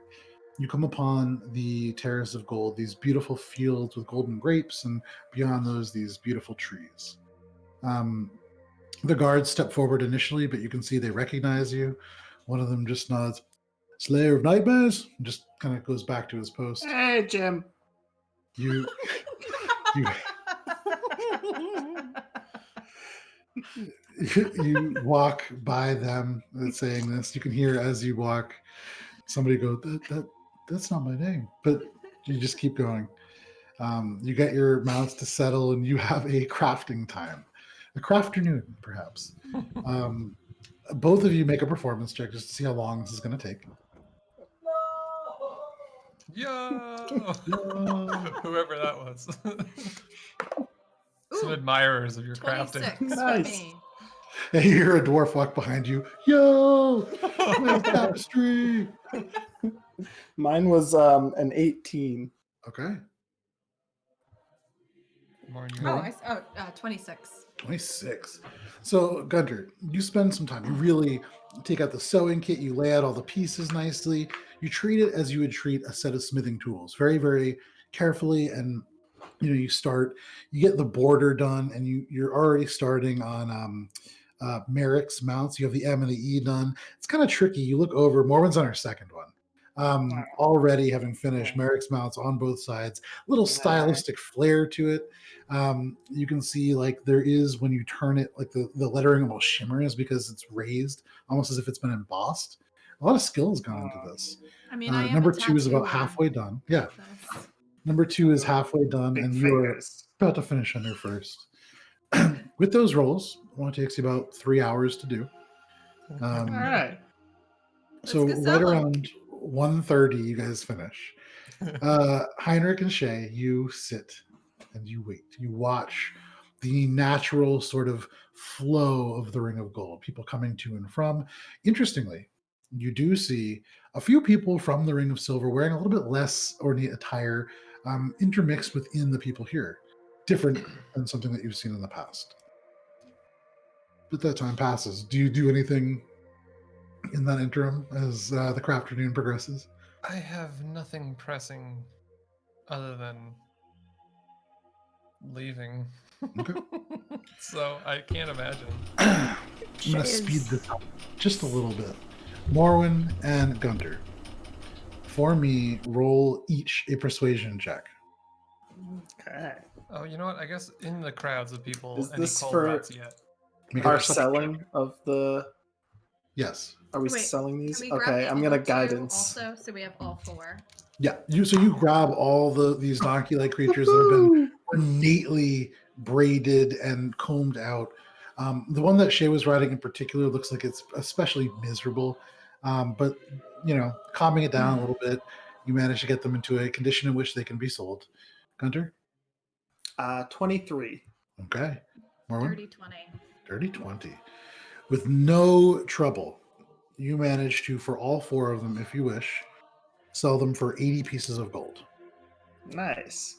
Yeah, oh yeah, these are heroic mounts from Merrick's Mounts. Get them quick. They're real good stuff. The Yeah, best agagogs you'll ever find. The best ass in town. You were Yeah, repeatedly corrected by all 4 people who purchased them that they are called agogs. But yeah, that's what I said. Me too. without any Yeah, trouble, asgogs. you sell those asses. You can add in any way that you wish to split it 80 gold pieces amongst the 2 of you. Okay, now here's where I'm thinking maybe 80 gold apiece. So like 80 0 for each. Shae. 80 Well, 80 gold total. 80 gold total. Let's So do like half- 0 for half and Shae. half. Half and half. Half and half. Yeah. Heinrich's gonna be curious. Maybe like 5 for Heinrich. Mm-mm. I know it We'll leaves give a him the sour credit. taste in my We'll mouth. give him the credit. Oh, It was his okay. idea. How you about know? if he asks for it, then we'll tell him that we'll hold on to it because he's petty like that and he yeah, does that. yeah. So No, you're right. All right. give him a taste of his own medicine. So, Heinrich, after patiently waiting for something on the order of 6 hours for your compatriots, being very petty in that way, Guntir and Morwen finally on foot, no longer in possession of your mounts, make their way back. And you all, at around 4:30, 5 o'clock in the afternoon, find yourselves outside of the Tower of Mages. What was your perception check? 16. 16? You do not see any cold rods. Okay. You do, with a 16, you don't see any cold rods. You do see a couple of these Ring of Silver Dwarves, and I would say with a roll of 16, you do recognize the pattern of movement seems to be that they're more doing labor here and perhaps helping to rebuild things. The thing that you see that most draws your attention, that sort of pond or river pond or lake thing that you had seen that had been widely avoided, now has wooden scaffolding completely encasing it. It seems to be being sealed off, and that seems to be the source of much of this labor. Okay. But That's good. you all find yourselves with outside of the Tower of Mages. You can see that kind of metal door separating the interior, which you know to be a very dark, crowded kind of mishmash of books and maps and crates of different bits of lore. Do you wish to enter? Yeah. Yeah. And go straight to that room where Belle Okay. is. You enter, and I would say, given the way that you tend to pay attention to things, Heinrich, without any trouble, you go right, you go left again, and you come upon this red door, very familiar to you and one that you've seen previously. Glass doorknob, and you can see now, actually not being led but taking your own pace, there are living stick insects within that doorknob that seem to be moving about. But you can open the door. There is like a younger dwarf within, and he looks up and immediately says, "Oh, you must be here for Belle," and just leaves. You wait a little bit. Ooh, while he's gone, can I get the runes sigil or symbol for this in case you need to teleport later? Make an Arcana check. Yeah, you could certainly try. Yeah, I wanna get this. I'm gonna be like, what are this you doing address there? down. Guidance. Okay. What are you writing there? Oh, nothing apparently. Ooh, 5 with guidance. Oh, So you're just interesting. Miserable. Interestingly, Heinrich, you begin to look, and it's not. I mean, it's a complex spell. Teleportation not an easy thing to do, and not within your realm of knowledge. But what makes it especially difficult is that the feature that allows your eyes to reform any written language, it seems to pull at elements of the stone beneath the writing, as if something had previously been written there, and in ways maybe still is. And you get close, you look, you rub, there's texture to the stone. Something at one point had been written or etched here and has at some point been mostly scraped away. The pattern of it is weird. It seems to sprawl up and onto the walls at weird angles. You get distracted and are unable to locate this sigil before Bell himself makes his way back in. You can see he actually, to your credit, looks a little bit impatient still. You can see he is holding a different book under his arm. It seems to have something bookmarked at the very beginning of it. But Beldaean, who you know as this mage, steps into the space. But because it is 10:20, we're going to take a quick break. So, for those of you who have tuned in so far, thank you so much. We will be back at 10:31. We'll see you then.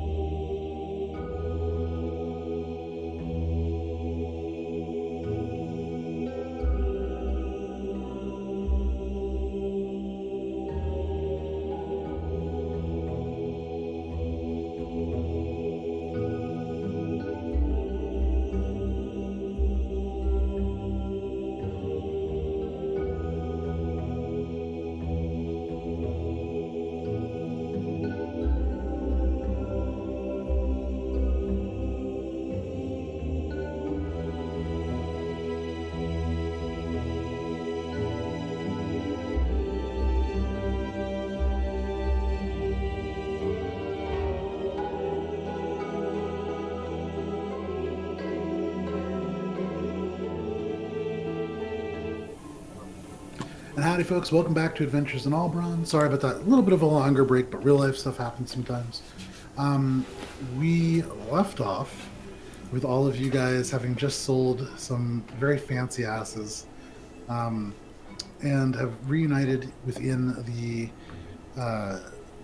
sort of strange confines of this teleportation room on the Ring of Gold.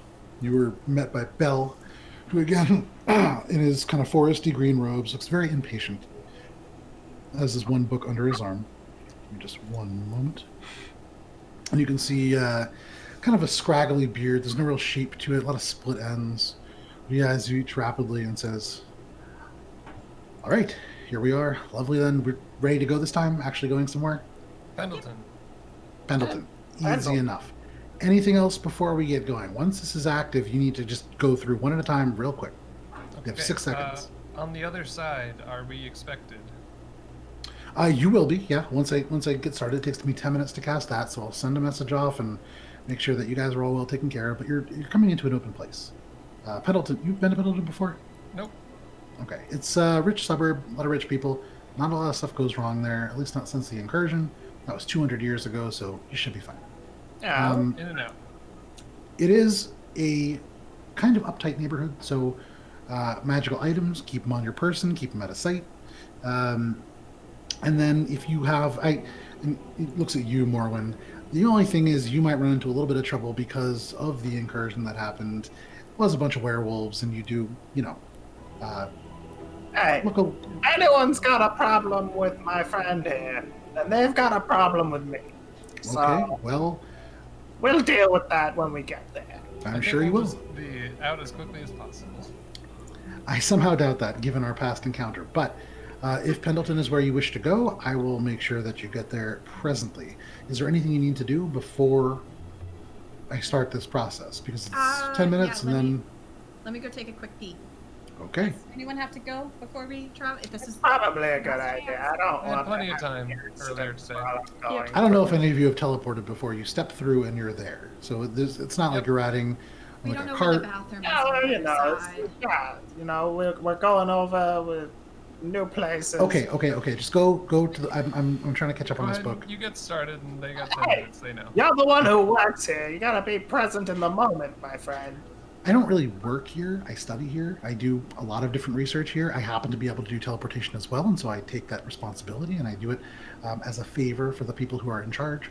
And you, all being heroes, apparently, have gained the access to one of these circles one time for free. Typically, this is a very expensive process. You are not paying. So I am being pulled away from my work and from the things that I am doing to do this for you. So, go pee. And he begins to kind of lay out elements of the spell. I'm not the one who's being all wetty. I'm gonna go take another bath. No. No. I'm just strictly business right now, doing the business and coming back. Okay, so you find there is a bathroom in the space. Very nice. You were able to utilize the facilities, and you return. He finishes the elements that create this large circle, and Heinrich, you can see it is this very fine kind of chalk. It has an element of some kind of arcane element to it, but it creates this large circle. Similar to the chalk up on Yorn. In ways, yeah. There are the same kind of arcane nature to it. Not identical, but it probably has a similar function. Okay. I have to slow my talking down now. You see the circle created, these various glyphs and patterns, and in the center there's a space. You can see he looks up, kind of counts each of you, and then again says, now remember to step through very quickly and you'll be there. But you have 6 seconds once this activates, so just go. Any questions before we finish it? Nope, no, it Is there goes any away. possible thing on our persons that could possibly not be transported?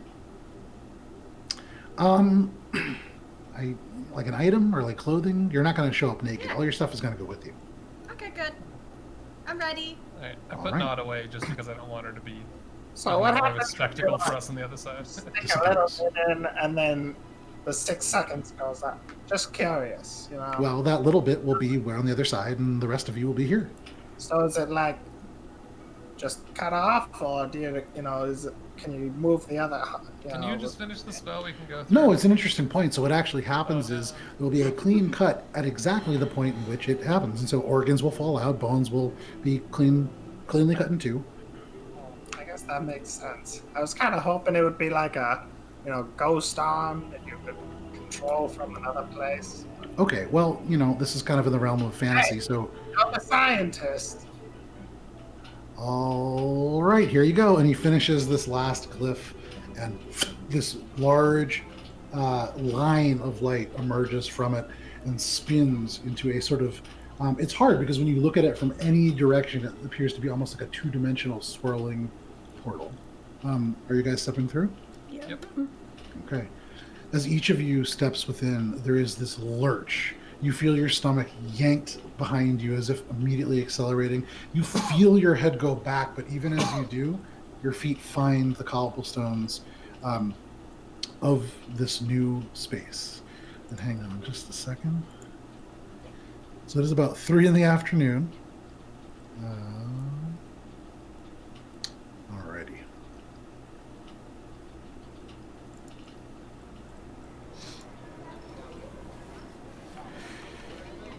You emerge onto these cobblestones, and you see around you a vastly different sight. First of all of you except for Heinrich are immediately struck with the fact that it's about 60 degrees here. So immediately, sweat begins to break out. Taking the ring off. Taking off Shut my in the winter garb. gear. Yeah. Okay. You are getting weird looks from the variety of humans. Almost entirely human is this town. Everybody dressed in very nice, at least fine attire. There are a few people dressed almost aristocratically. The structures that surround you, the stone here is cobble, and the structures that surround you are generally 2 to 3 stories, and they are these ornate, sprawling estates. No single kind of square houses. These are complex structures. You can see a lot of ornate elements that have been put into them. Let me pull this up here. You are getting a lot of strange looks, especially you, Morwen, which is normal for what you've seen in the kingdom so far. Amidst all these mansions, there are elements of grass, which you have not seen in some time. Large, just kind of swaths of it, very well manicured. I would say, Guntir, you would know some of the buildings here would catch your eye as they have Carnassian architecture, like very Roman in design, which comes from very far south. You've never been there, but you've seen structures similar. But they would hail from the continent of Mythilstream, from the Carnassian Peninsula. The roofs here are squared away, and there are actually drains on the top of most of them, so that they drain rainwater, because it does rain here quite often. You also see on many of the rooftops elaborate gardens, almost like one after the next. They're competing with each other to make more and more ornate things. You can see full trees growing on the top of some of these structures. None of them are organic or natural feeling. They're all very, very manicured. You can see a few larger buildings. You can see what looks very much like a church to you. Heinrich, you especially would know it to be a church of the Six, similar to the one that you saw in the Sunrest Islands, a little bit shorter. A little more fitting in its location, probably. Yes, it looks much more like the surrounding architecture here. You would also see a large building, kind of central to many of them. And I would say Heinrich and Guntir, you would both know that this is the building that represents the Healer's Charter. It is the only hospital that exists within Dominion. It is the largest healers organization. You can see off to the south there is a large tower, which you all immediately know seems to be an arcane building of some kind. There's a massive sphere of it looks like maybe glass, and you can see little runes kind of drifting and floating within. Heinrich, because you can read almost every language, you can see along the rim of this metal, almost like a ring that holds this glass sphere in. There are these runes that rearrange themselves, and you can see that this is called the Honor Sworn Society. Aside from that, at the moment you are on a 25-foot wide street of dark red and gray cobblestone. In the middle, right behind you, you can see a big square of gray stone that has a intricate teleportation circle inlaid in gold on the top, with just that beginning or the middle sphere empty, and you can see a faint bit of chalk become ash in front of you as it burns away. You see pale gray pavers on either side of this cobblestone street. In the center, about 20 feet in front of you, there is a statue of some royal-looking figure. And then back to back with the statue is a newer statue, which is a very attractive woman who, and this seems to be newer both in its design and she looks to be much younger. You see stores off to the side and either way. You seem to be on a very large market street. And Heinrich, actually all of you, because you all read common. Well, all of you and maybe Morwen can read that you are on a street that is in fact called Market Street. All Is right. anyone, like, guarding I feel like market's one of the only words I recognize, really. Is anyone guarding the or tending to the transportation circle? Make a perception check. 14. You look around. And interestingly enough, you don't see anybody looking, but you also don't see any guards. As far as you can see, no uniforms, no soldiers, nobody who looks especially intimidating or imposing. Okay, I'm gonna take time to transcribe the address of this one, if I can. Okay, yeah, make an Arcana check. I can't just copy the symbols down.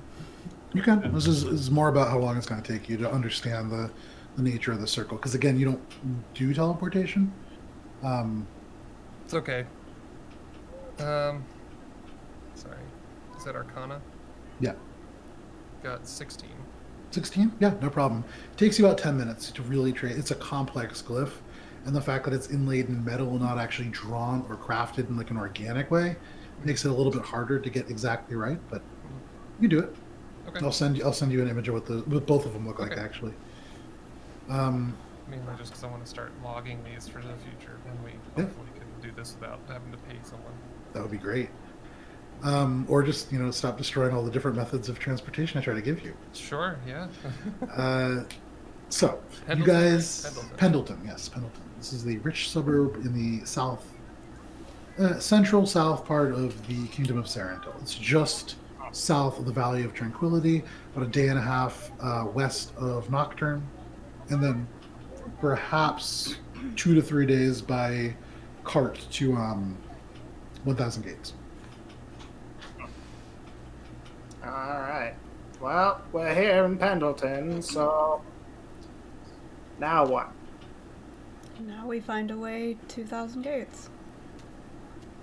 And And then Guntir, you know that Thousand Gates is to the west. I would say make a history check, or you know what? Actually, Guntir, make a survival check. Don't I have a map? An updated map? You do, yeah, you do. Yeah. So then we don't get lost that way. We just track. We were given instructions too with that woman from Uriel's Watch. This is well, you know where this place is. You've never traveled to Thousand Gates, She and so suggested the fastest path to it. yes, If I remember correctly. Sort of. That was a natural 20. Natural 20. Okay. You would know. The way that this woman suggested, that Nazara suggested, would take you about 6 days by foot, or 2 to 3 by mount. That is a fairly direct way. If you can catch the ferry in time, there's a ferry that's called Thompson's Fjord. And you can knock a day off. It is 5 silver apiece last time you went. You could also, on foot, travel southwest on something called the Peaceful Pass. It would take you through a rather... Peaceful Pass is a very peaceful place. However, at the end of it, there is the Gibbering Holt, which is this forest that's frequented by warring goblin tribes. It's not the safest to pass through, although, given the experience that you guys have at this point, it might be easier for you than most. all right. Oh, Well, if we're trying to get to where are we going? 1,000 Gates. Also worth noting for you, Guntir, the river that you're crossing is directly linked to Lake Tannic to the north. Okay. I would know that. Well, we could go the way that Muslim said. Nazara. Yeah, but if we don't get the ferry, it'll take a while. We could try the peaceful path, which incidentally not very peaceful at the end. Fine. Yeah, that's But something not surprising. we'll be fine. It's like goblins and. Well, how much longer would that be? Do we know the schedule of the ferry? I mean, last time I went, it was every couple of hours, I guess. No. So, Gunter, you would remember very specifically because of the person who runs this ferry.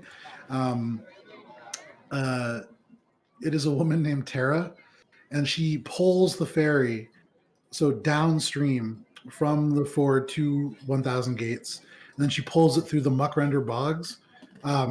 It takes like 2 days to get back. She makes one trip every couple of days. It's in no way efficient, but she is a turtle. She is really old, and she's not in a rush.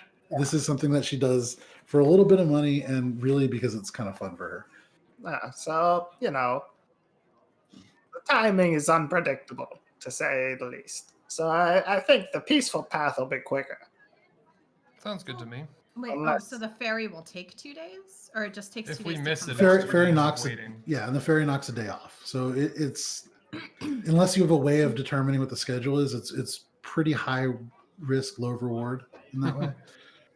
Well then, I mean, why don't we at least try to see if a ferry is available today, and if it's not, then we'll leave for the peaceful path. Well, because I think we'd have to travel there and then travel back, and that's doubling back and adding. It's sort of like we head this way. It's not like right and we over have there. to go back and head this way. Not just like we head this way and then up. Now we don't Peaceful have to. pass. I I mean, think I'm that's a gonna good be honest. idea. After looking at the listener, I'm not really scared about whatever's at the end of this peaceful Well, that's what I'm I like saying. it. Morwen says this about everything that you guys fight. Also, historically going back and looking, say, "Oh, we just fought a dragon. I'm not so worried." It's just if you keep going back, it's just one thing after the next. I think it's very I funny. mean, yeah, It's very it's young. legitimate. It's very young cat-minded too. Like, oh yeah, I fought, Scrappy Doo or whatever. Yeah, kinda, yeah. That would be fine. Honestly, the way that ferry runs, we might be a bit safer on the peaceful path. Yeah, I'd like to keep my feet grounded for a little while. Yeah, that was a joke. Well, then let's be off, shall we? Okay. Does anyone You have guys- to pee? This is our last chance. No, I'm just kidding. What? I just went. Yeah, I'm okay. We had several hours waiting. We're all set. Alright, so are we gonna try to find some new mounts to get there? Nope. If we find some along the way, Well, I mean, we're on the market street. we're not spending time here. I don't think we don't need to. Well, I'm And just we're not really Save of the the money for type. Nocturne. Hey, have you ever heard a stitch in time saves 9? No. No, Because I and just made that up. that's So, silly. And we're in Well, a town. if you take a stitch now, Shae, shall we? we'll save 9 stitches later. please. We get some Alright. mounts, it'll go Hey, quicker. I start walking. Gunter, you have to start walking to keep continuing the conversation as the rest of the party starts moving. As they're moving, I'm looking like, are there any places that are selling mounts? So as you walk, you pass a number of stores. You see the Eventide Apothecary on the right-hand side. It is this fairly low-to-the-ground store, and nice smells come out. You can see a few bits of... It seems to be like a general store. On the left, almost across the street, you can see something called the Ghost Lantern Cafe, Brewery, and Art Gallery. It is this sort of large structure that is a little bit more gallery-like, and you can smell coffee kind of wafting out, which is a very expensive thing. You see the front of it just is open to the air through this window. There's these long wooden tables and a bar that runs the entire length of the thing. You pass something called the Grand Club, which seems to be like a spa of some kind. You pass on the left this big shuttered building that's called the Alawala Generalists Agency. You pass a number of stores. Is there anything that you're looking for, or are you just walking through? I'm looking for a place that sells mounts. Make a perception check. like a stable or anything like But we that. My just guess is sold it would mounts. be- Why are we buying more? We could have transported them here. Oh, They're slow. been like Bill. they're slow. They're not made for this weather, and you know All of the reasons why. that's 29. Okay. You don't see any stables, and it's interesting because looking at it, and you look down at the cobble street, this would be tough for like a horse to walk on. And you look around, you don't see any carts, you don't see anything like that, and so that's very curious to you, certainly. But you see no mounts.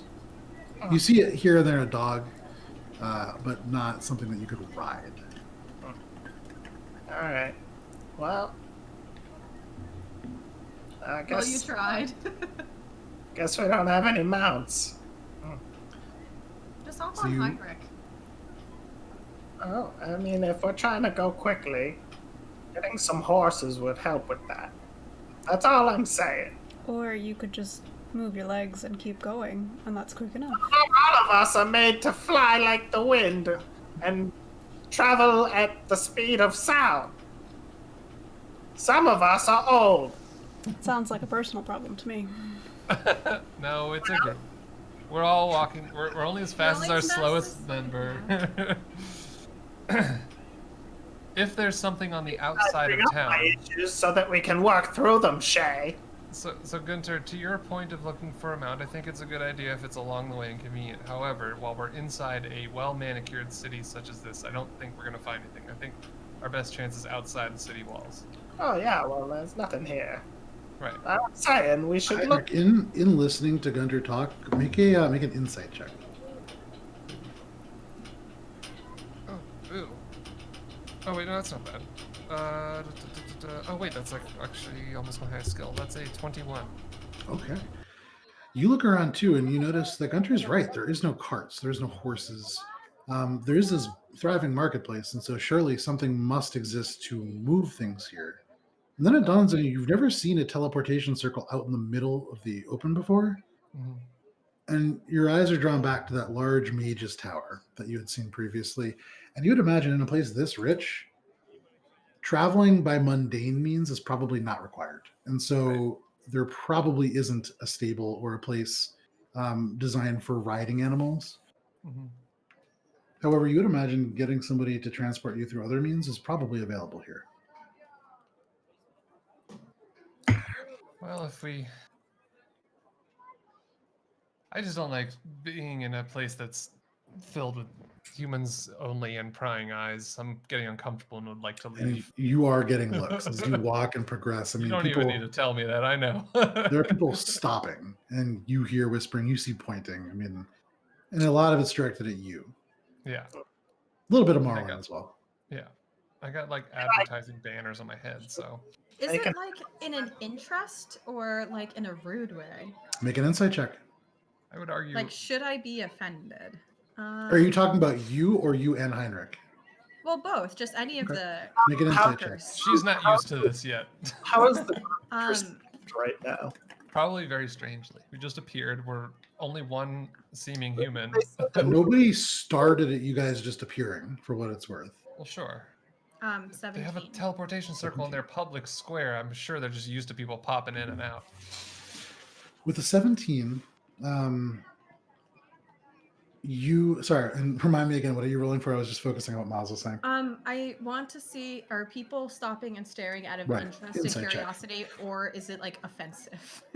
So you kind of stop because you hear whispering and you turn and look, and you can see like a number of people, maybe 3 or 4 gathered and pointing directly at Heinrich, and the top part of Heinrich is horns.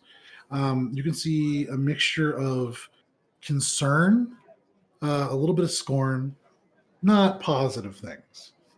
That's directed at Heinrich. Directed towards you, a little bit more confusion and actually a little bit of fear, but mostly that. Nothing positive. But me and Shae are good, right? I mean, nobody's, especially traveling with the two of them, nobody's really paying attention to you. Let's be Yeah, out I'd of like here. to just get out of here. I'm feeling a little bad about myself. I'm giving them all mean mugs. I'm looking at all the people staring. Make an intimidation check. They're scared of me. Don't start anything. We just They're need to judging leave. me. We're not I'd like here to to leave. try to reform their world beliefs. Oh, dirty 20. Oh shit. Dirty 20. As you guys walk under, you become aware of the fact that some of your compatriots are not receiving the most welcoming reception. And so you begin to mean mug them and look at them with your two wandering eyes. Maybe it's this new set of armor. Maybe it's the fact that you have actual dragon scales woven into it. But as soon as you glare at people, especially this rich kind of aristocratic crowd, they immediately kind of back up and turn away. Than any of us. Oh, you know what I'm gonna do? Because I assume that I have my red coat on, Mhm. and so my armor isn't super visible. I'm gonna. I mean, very technically, you did put your coat in your backpack. Well, no, I put my winter garb in my backpack. Okay. I always assume my coat's on underneath. I never picture myself without it. Maybe that's not. You had technically specifically right, but said in my head. last session that because of everything being white and you wearing all of the that's ninth right. path garb, you're still dressed as a ninth path monk. No, I changed. I must have changed out of that when I got out of the bathtub. Okay, sure. So Right. okay, so you're wearing your red coat. Okay, cool. I just want to if I can do it without being noticed, changing my armor. I guess is the question here. That's a bad idea. We were specifically Make told I'm a- saying not to. without being noticed. Make a sleight of hand check. Oh, what's the point? Then never mind. No, never do mind. it. Do no, it. I'm not doing it. Never mind. You already said you're gonna do it, so make a sleight of hand check. Well, it was Do it. okay. That's not all right. Do it. All right. Well, lucky for me, that is a. Shut up! You're No, distracting me. The number's hilariously Stop telling me what to do. large. It's a 31. Okay. So how do I do? You why I all laughed. walk down this cobblestone street.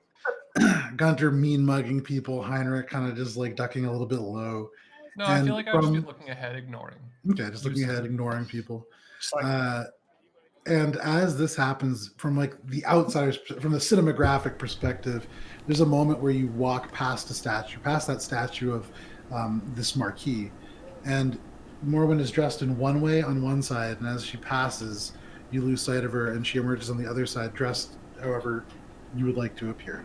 Yeah, I'm gonna have my armor look like gold and really glitzy and glamoury. I'm gonna take my coat off and walk like I'm better than you. You can't afford this. Okay. If you're gonna stare, have at it. Give him a reason. Because I'm a brat. Now that you've changed your armor and removed your jacket, and you make it look as if you just remove your jacket and it's always looked this way, you can see now there are a few more people looking at you, less with fear, more with a little bit of interest. It is very fancy looking armor. That's all. I just wanted to, be a brat. As you walk by, you can see there is this guy, and you've seen no guards. He doesn't look like a guard, but you can see he's wearing a cloak drawn up around his head, not immediately one of these aristocratic figures. You see a book at his side. Definitely a magic user of some kind. His eyes kind of pass over you for just a moment, and he looks at the armor, but just continues to look. You guys move through the street and come to the outskirts of town. Without any issue, if you wish, you can set off on your journey. It is probably about 5 o'clock. It's starting to get a little bit darker out. Here, it is a little bit warmer, and the sun seems to be, now that you are a little bit further south and a little bit to the west, a little bit further offsetting than it had been when you were previously up north, but not by much. Roughly the same time. would there be any places nearby for us to find quick transport that Guntir would know about outside of Pendleton? Make a history check. That is 15. Immediate. I mean, so you haven't been. It's been In fact, you haven't been to Pendleton. You've been by it. Yeah. I've been Off the inside. top of your head, there isn't really anything. It's not a really long trip. You do know on the other end of this trip, the territory is significantly better as it is closer to your home. Your home is on the other side of the gated marsh and connected on the northern part through Lake Tannic. Uh, you know of transport over there. Over here, a little bit less so. All right. Well, so we're taking the peaceful path. Mm-hmm. Okay. You guys begin to set out on your journey. Who is leading this this particular trek? Not me. Not me. Probably so Shae or me. Guntir? Probably me. Shae, as you begin to get underway and you fall into this natural kind of march, Shae, you are leading. Who's next? I'll be like, we're going this way down this area here. So Guntir. Okay. And then I'm assuming then Heinrich and then Morwen at the end. Sure, I'll bring up the rear. Yeah. Okay. Shae, go ahead and roll a d20 for me, please.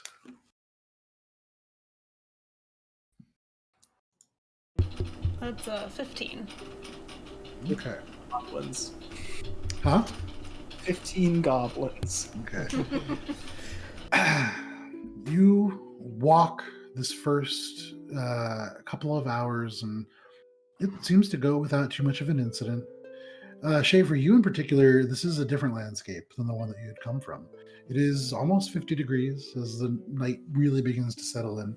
It gets around 50 degrees, a little cooler than it was during the day, but by and large, much warmer than you're used to. There's no clouds in the sky. The sun's set, and you watched it do so. At around 6 o'clock, it is truly getting dark. Luckily, there is a path that you are following. Gunter, you know this takes you most of the way to the river. It leads directly to the fjord, but you can break off probably in about 8 hours and head south and continue your trek.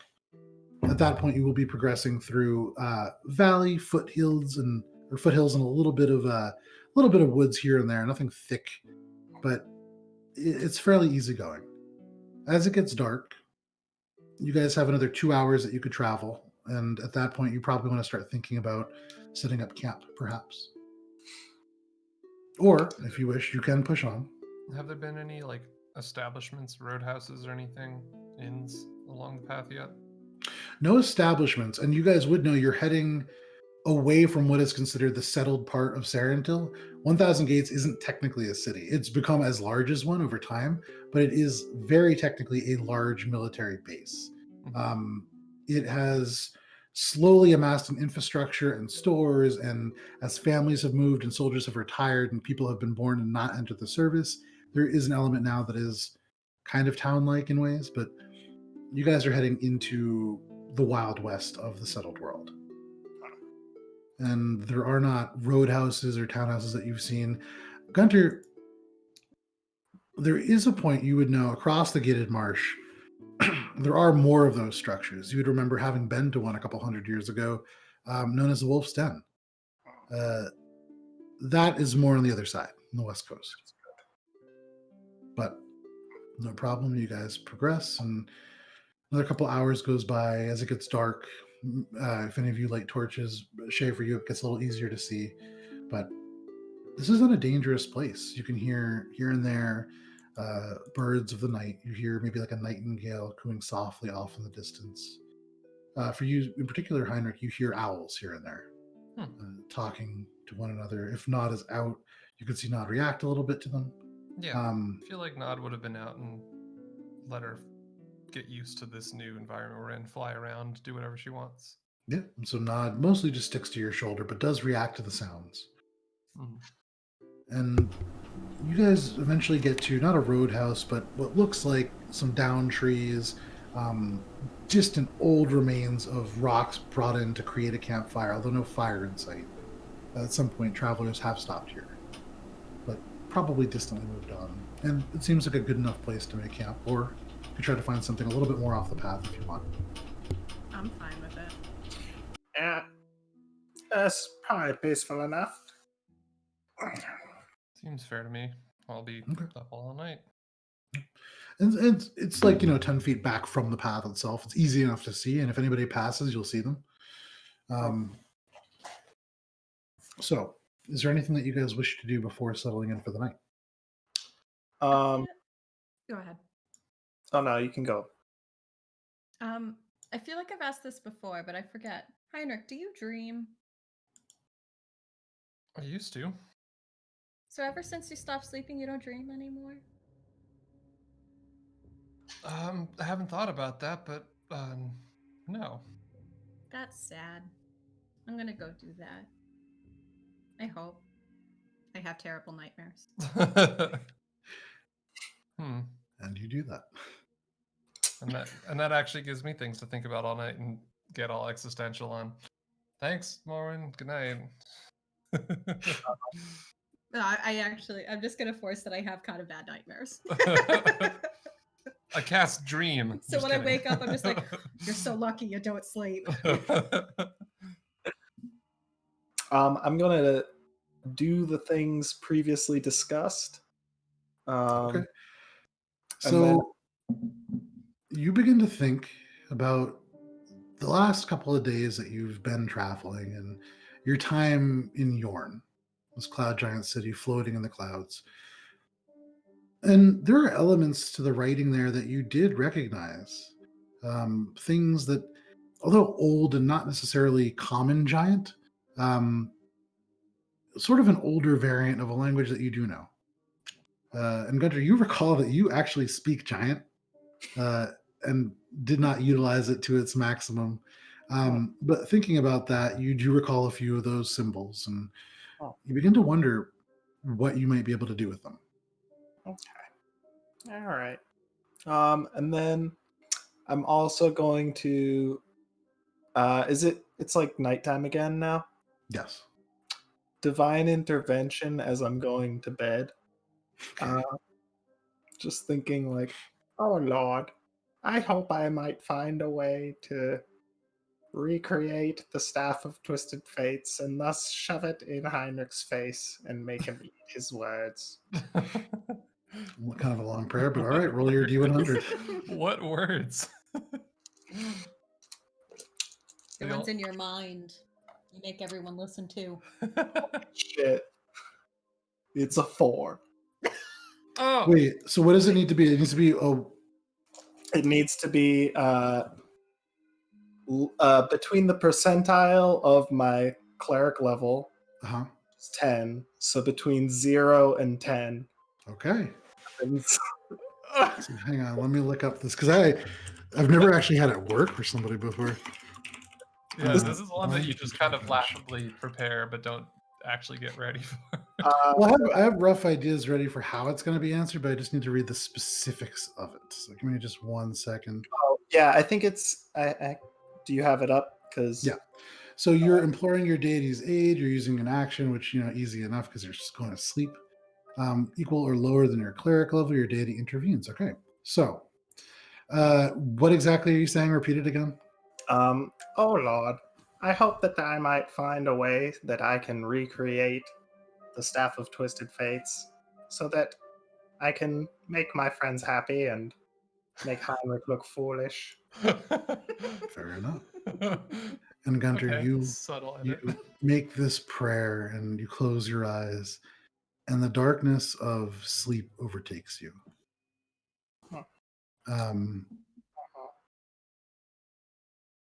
Yeah, we'll do this now, and then we'll get to you, Heinrich. But we'll see if you observe any of this. Gunter, darkness overtakes you. The familiar peacefulness of sleep, uninterrupted by dragons breaking into your dreams or thoughts. And then, all of a sudden, within the darkness, you hear lightning. You hear thunder. And you open your eyes, realizing that they're closed, and you stand on an ocean. The water moving softly between your feet, and all at once begins to rain. You look up, you see clouds. You see the darkness of what must be a storm at night. You see no stars or no moonlight. Gunter, you look around this strange space. You've never been here. You've been to lots of oceans, but this is unfamiliar to you. And then suddenly in the distance, you can hear this loud clap of thunder that rolls across the horizon. What do you do?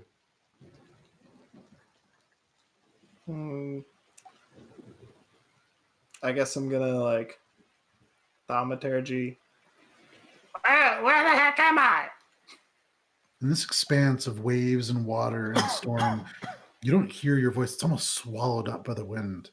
But despite that, you feel as if your words have traveled to their intended destination. You don't see a figure, but the clouds amongst you or above you swirl. And you can see suddenly, not a face, but almost these vague elements of a massive like nose, and then the clouds move and you see bits of a cheekbone. There is something, but just beyond your ability to perceive. There is again this kind of this thunder dies off in the distance. And suddenly, on the very distant horizon, you see land, and it's moving quickly. And all at once, it's over you. You feel ground beneath your feet as if your feet are dragging along at a lightning pace. You see this mountain streaking towards you before suddenly you collide with it. Ah! You go through and you are now traveling beneath the ground. You can feel earth and stone traveling past you at a alarming rate. And suddenly you emerge from the other side. You find yourself. Sorry, what? I was gonna say roll 100 d8s. No. It'd be a little more than that. Suddenly, you emerge out and onto what looks like this kind of stone, almost like a patio, and you can see it's in the opening space of what looks like a natural cave. Maybe 20 feet tall, very, very tall, and elements of the moisture that, and here it is also raining, but elements of the moisture have kind of slowly pulled stalagmites down, stalactites down, sorry, Tights. Yeah. which form what look like almost teeth over the top. There's this expanse of space, and there is this thunder and lightning that follows, and as it does, in a moment, you can see illuminated the space beyond. There are figures huddled together, dwarves. Given their dark hair and their kind of dark skin, you would imagine, paler skin, you would imagine Kulturam dwarves. You can see huddled together out of the storm. Beyond them, huge stone columns, dwarven in nature, but not like Kulturam, not like Stoneflow. There are elements to it that immediately leap to your mind, and you feel the word Cold Forge. And as the lightning peels away and all of a sudden it's dark again, the thunder rolls, and you feel yourself turned slowly. Like the grass beneath your feet begins to almost pull you in a circle. And as you look out, you take in the landscape around you. Far, far off to the south, you can see a massive crater, just the edges of it. And you see above it a series of clouds, and visible in this clear night, or in that portion, because the clouds have been pulled away to hold these buildings aloft, you see Yorn. You see that you are to the north of where you guys have been, far to the north of where you guys have been, beyond Mount Ishi, perhaps. And for a moment in your mind, you can sort of get an idea as to where the Cold Forge is. It's about 5 days north of the Valley of Yagor.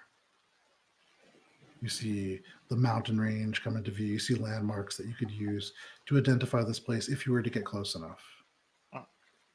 The thunder rolls again, and suddenly it's as if this veil is slowly dropping over your vision.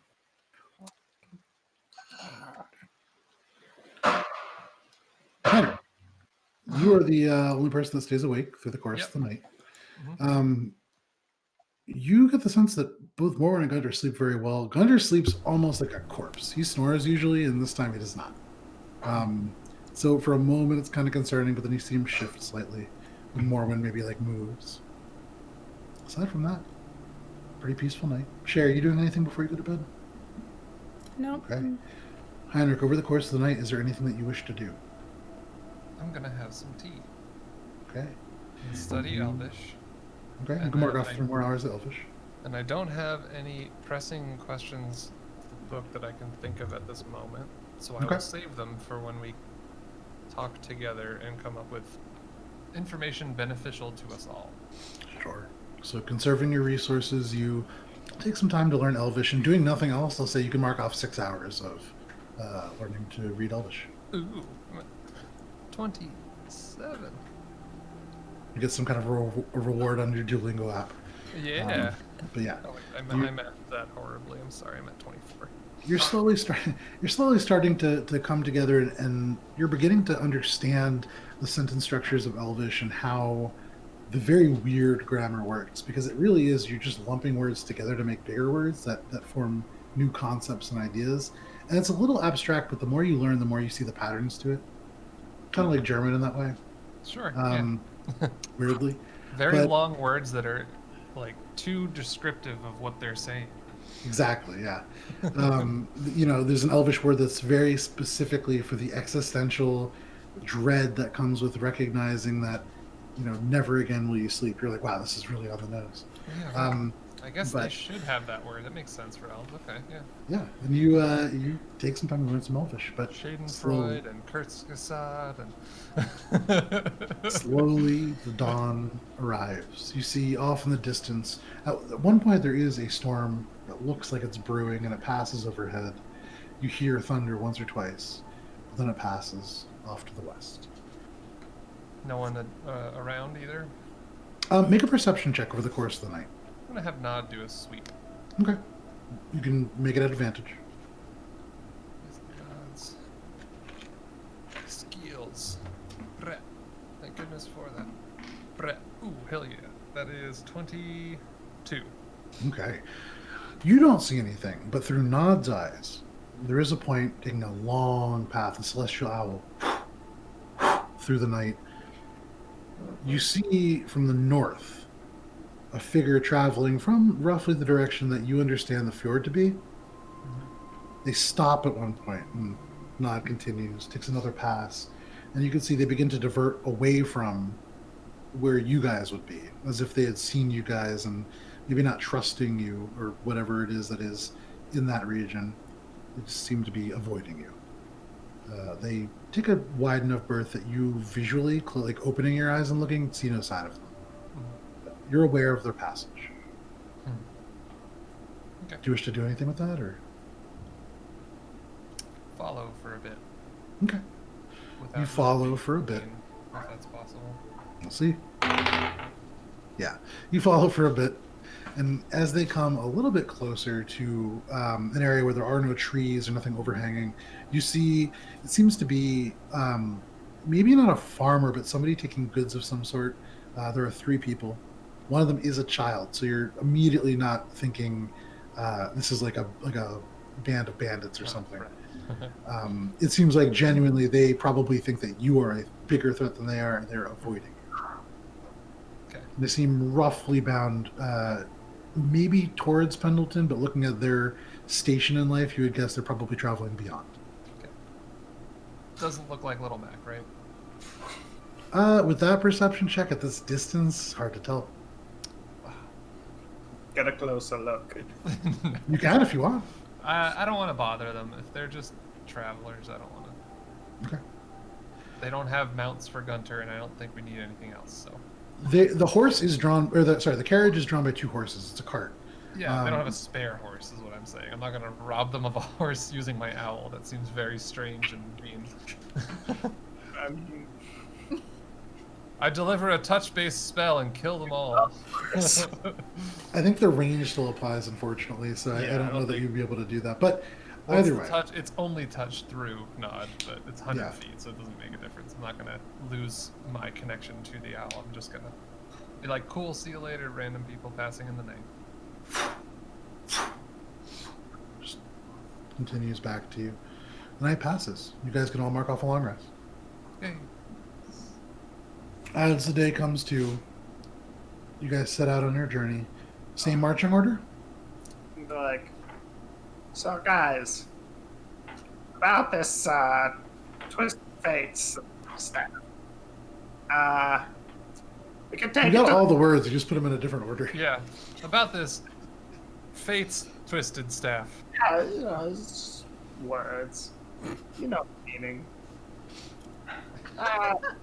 What are you saying? I don't understand you. I had a dream of inspiration, a vision, last night. I think I know where we could go, and I can fix up the staff. Go on. So funny thing though is that it's back up north, about 5 days past Mount Yorn. No, Mount Igor, right? Mount Ishi? Mount Ishi? Oh, Eeyore. What was it actually called? The Valley of You You would Yagor? remember. Well, it's unclear if you would remember this, Gunter, but Matt would remember that. Oh no, Matt clearly doesn't. Joe remembers telling Matt that you would be roughly 5 days past the Valley of Yagor, not the mountain. Igor. It is north past Mount Yishi. Yeah. So yeah, it's like 5 days past the Valley of Yagor. So we were actually pretty close to it. Now we're not. Shae, you would know that would be right at the edge of the squall. But yeah, pretty sure if we went there, I could fix it up pretty easy. I mean, Like I said, I guess Heinrich. we know where a transportation circle is, and even if it is expensive, I'm sure we could figure out some way of coming up with the money to transport back if we need to. Right. Right? Morwen says as if she doesn't have a small fortune on her person. Almost enough to It's afford mine. it on her own. We'll figure it out. We'll crowdfund it. Yeah, I'll do some tricks. We'll do some street performances. God, no, Yeah, we like- haven't done that in a while. I know, and we could get a lot of money from these people, I think. Yeah. Saying. I bet they're pretty naive too. We'll set up like a little freak show and have everyone look at Heinrich's antlers. Yeah, Are we that's ready how to you leave? profit off of their prejudice. Absolutely. Make them look like fools Yeah. at the expense of Heinrich. Are you guys walking and talking? Yes. Okay. So, Shae, are you Yeah. leading this group? I assume so. Roll a d20 for me, please. If it's the same marching order, Gunter and I are having this conversation Over like- me. Yeah, of course, yeah. That's a 13. so 13? Yep. Okay. I'm gonna just message up to Shae and be like, "What do you see?" Or I'm just trying to like talk about anything else besides what they're saying. But I think after we get to the Thousand Gates, we should maybe head back north. You know, if that's what you want to do, fix the staff. If that's our next. That has always been my goal, but Well, we'll finish our business here, whatever that is, and then onward and upward, north, again. Shae, roll a d4 for me. what? Gunter, as you guys are walking and talking, from over your shoulder, you could swear that you hear little child laughter. You turn, you look, there are trees, there's a bit of hills. You don't see anything. Us goblins.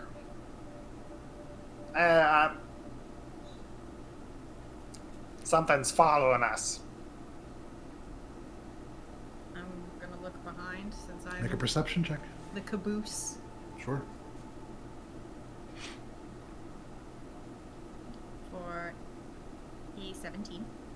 17, you look, you listen. You don't hear or see anything. I don't see anything. I'm just gonna keep walking. Okay, I'm on guard now. I'm like, fair enough. goblin. Maybe it's a goblin. You continue to walk for a little bit. The day progresses fairly regularly. It is sunny. Bits of clouds kind of waft through. You can see way off to the west now. Gunter, this would take your interest. A large storm cloud, kind of heading away from you.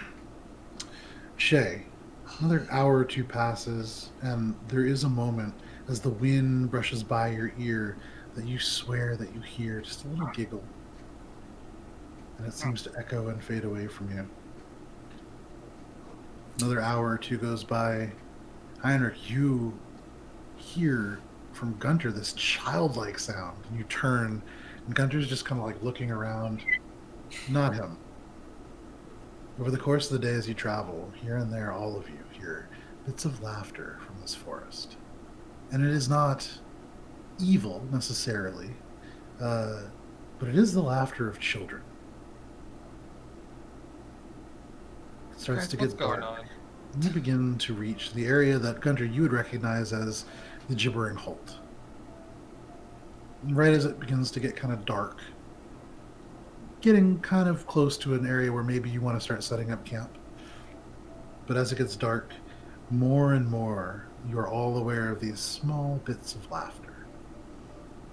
And as the last bits of daylight fade, you can see, hard to tell, you don't hear birds. You don't hear any quail, any owls. But you can still see movement at the periphery of your vision. It is unnerving. But you get to a point where you may want to start looking for camp, or you could push throughout the night and try to worry about exhaustion. Is the storm still visible in the sky?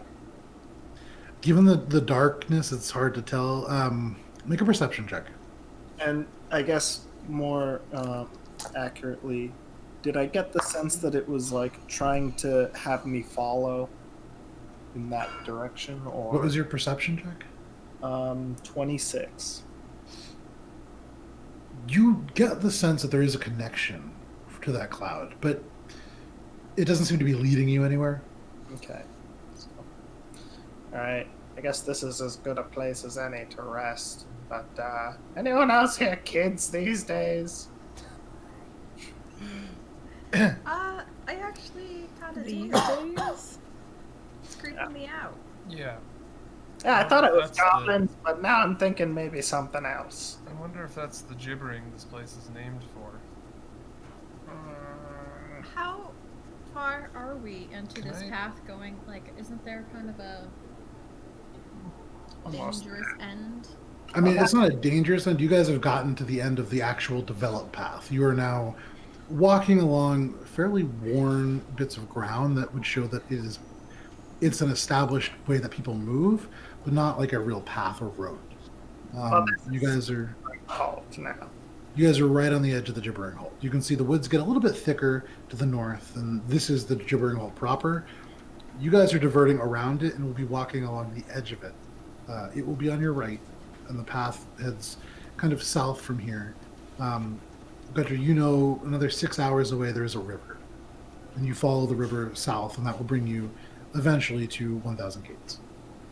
Yeah, so we're probably like another half day away. Day, yeah. Can I detect magic, blink, and then look around to see anything aside from what we're carrying? Mm-hmm.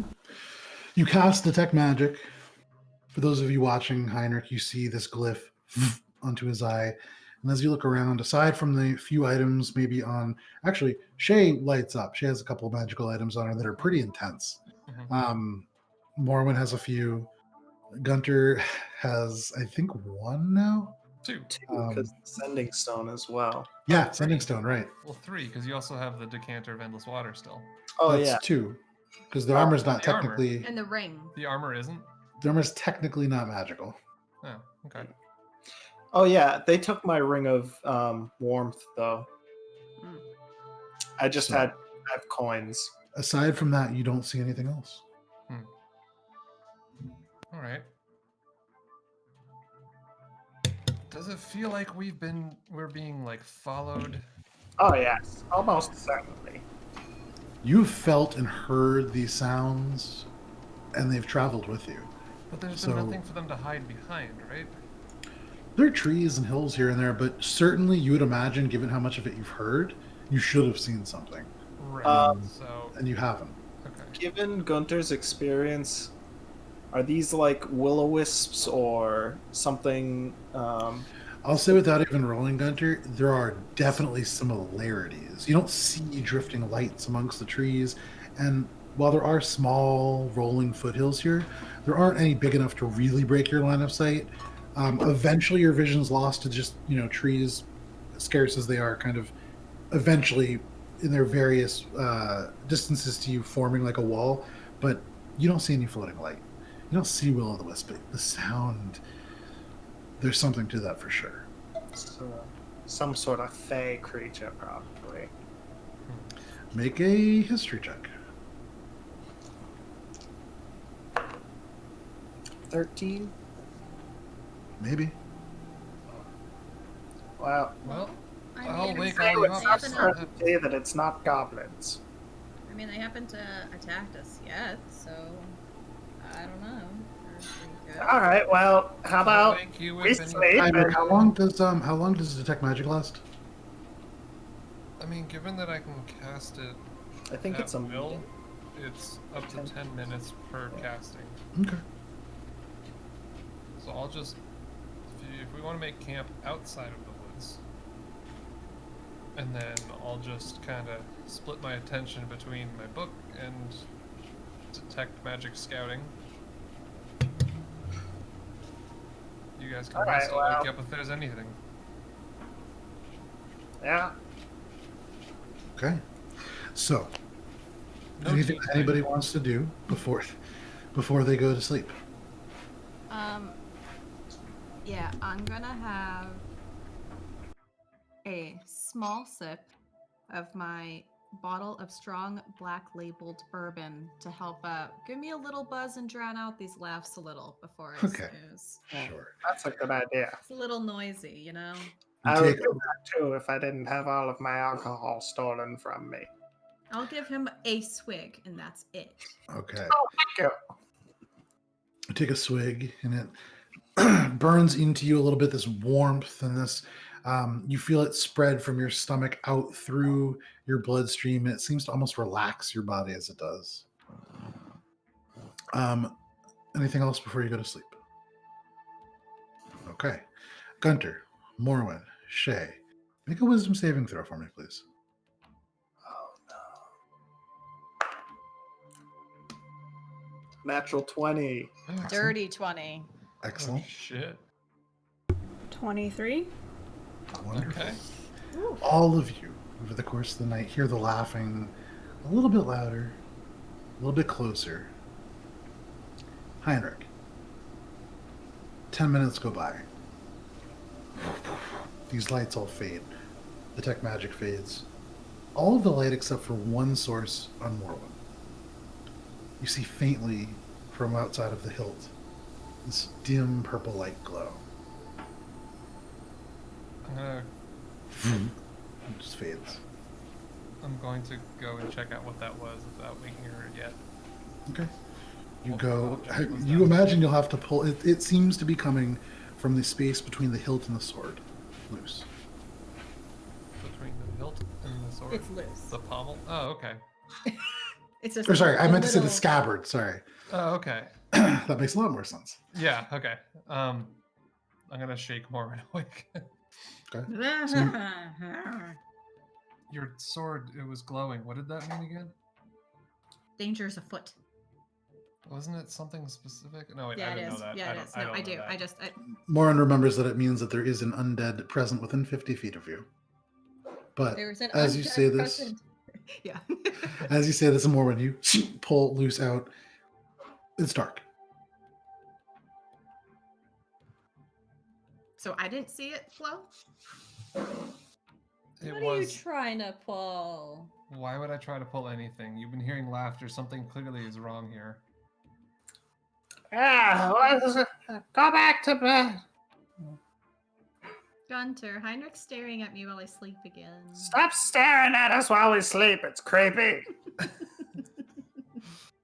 Alright. Can I well, cast detect magic again? Yes, you can. All the same things light up. Mhm. You see the sword again light up. And I'm gonna. You're aware of the dismiss it fact- early. Once. Oh yeah. Sorry. Go ahead. Yeah. You're aware of the fact that it is vaguely different. The light that you see from it normally it is almost this abjuration kind of glow, this blue. This, when it glowed before, was kind of purple, and it's different now. Mm-hmm. You drop it early, everything is dark. All right. They still Go stare. back to sleep. Sorry. It maybe whatever was here is past. Yeah, well then maybe you should go take a look outside for it, like over there, away from us. Here, do you wanna borrow it for, just like No, it's fine. I can see it from pretty All much right, anywhere. why don't you go read a book or something? Stop Gunter, staring. I'm not talking to you. Go to bed. I'm trying, but you're talking over my body. Shae, are you sleeping through this? Absolutely not. Okay. A brief argument ensues, and because you all woke up, Gunter, Morwen, and Shae, please make a wisdom saving throw for me again. damn. It's a little easier this time. Oh, wow. Yeah. I'm not doing too bad. Well, 17, but Dirty 20.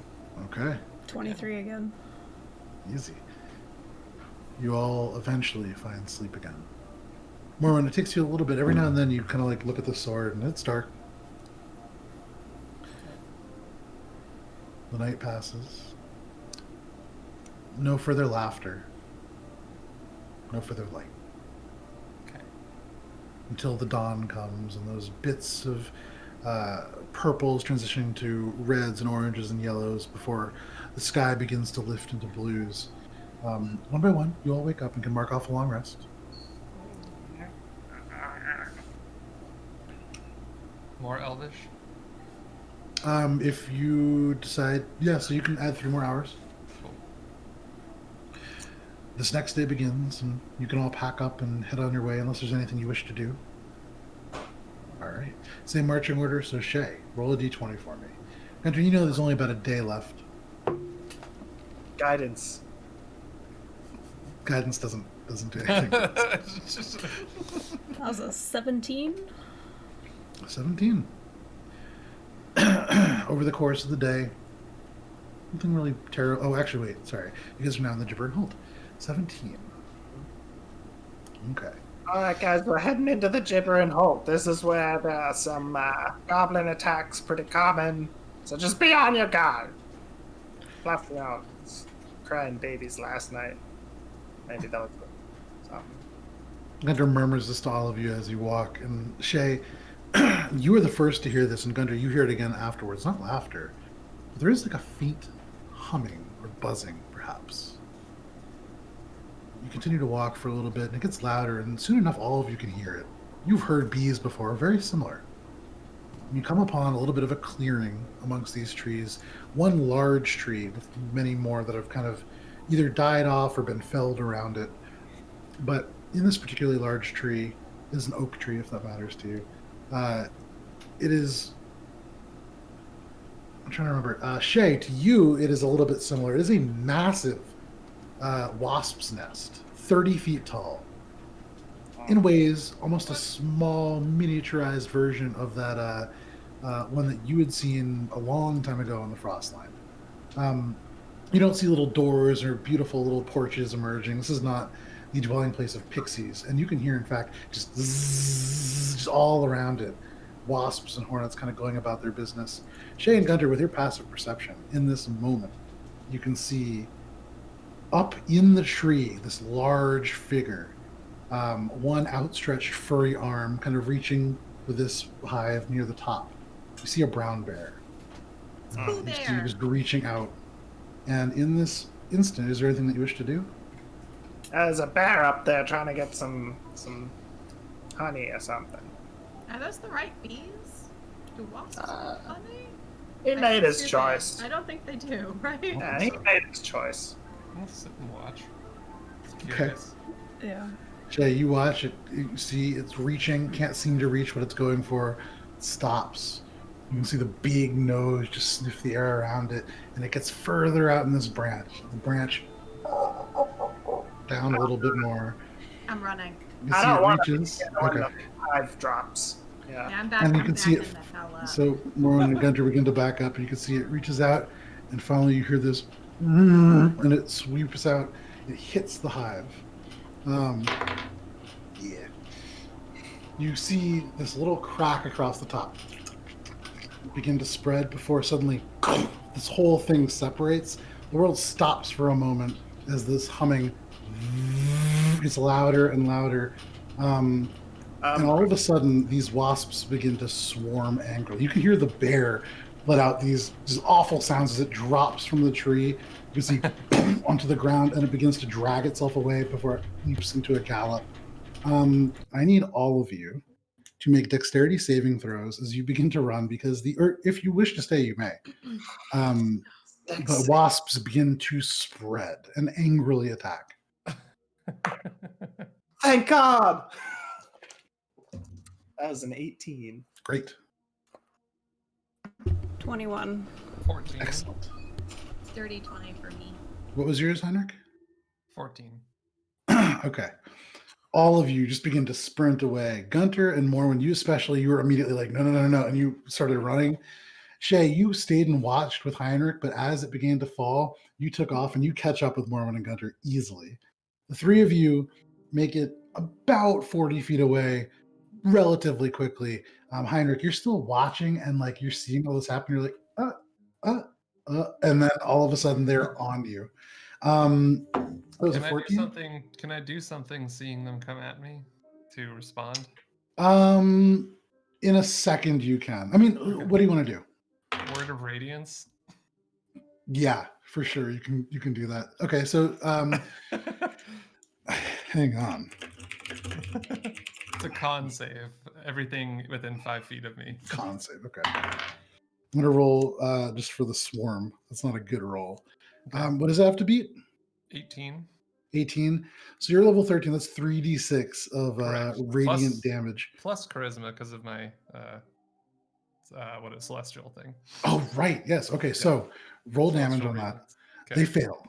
Okay. Cool. You utter this divine word, and all of a sudden, you can see these glyphs that appear on your skin.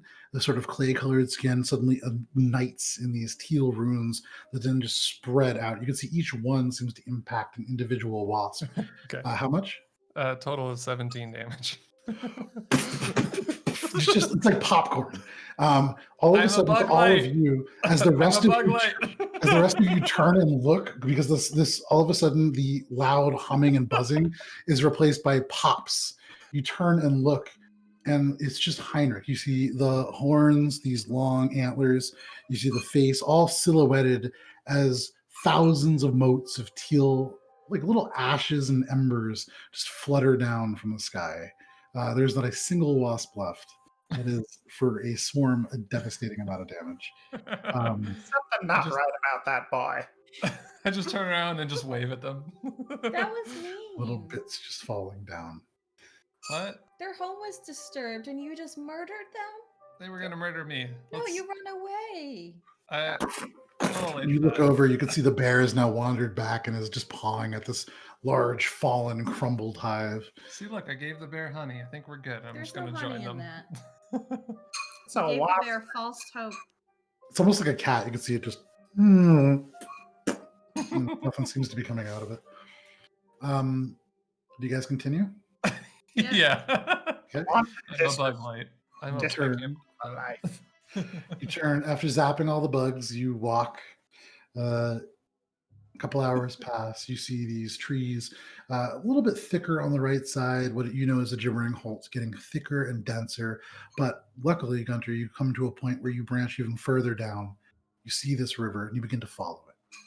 This river, Guntir, worth noting, you are from the place that it finds its source.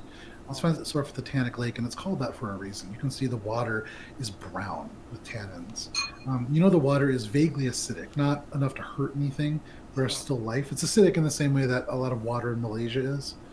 And as such, you can see the life forms within it are quite bright, needing to be so to catch the bits of sun that penetrate the dark water. So here and there, you see very colorful fish. But you begin to follow this river, keeping the river on your right. The trees fade away behind you. Through the course of the day, you hear no laughter.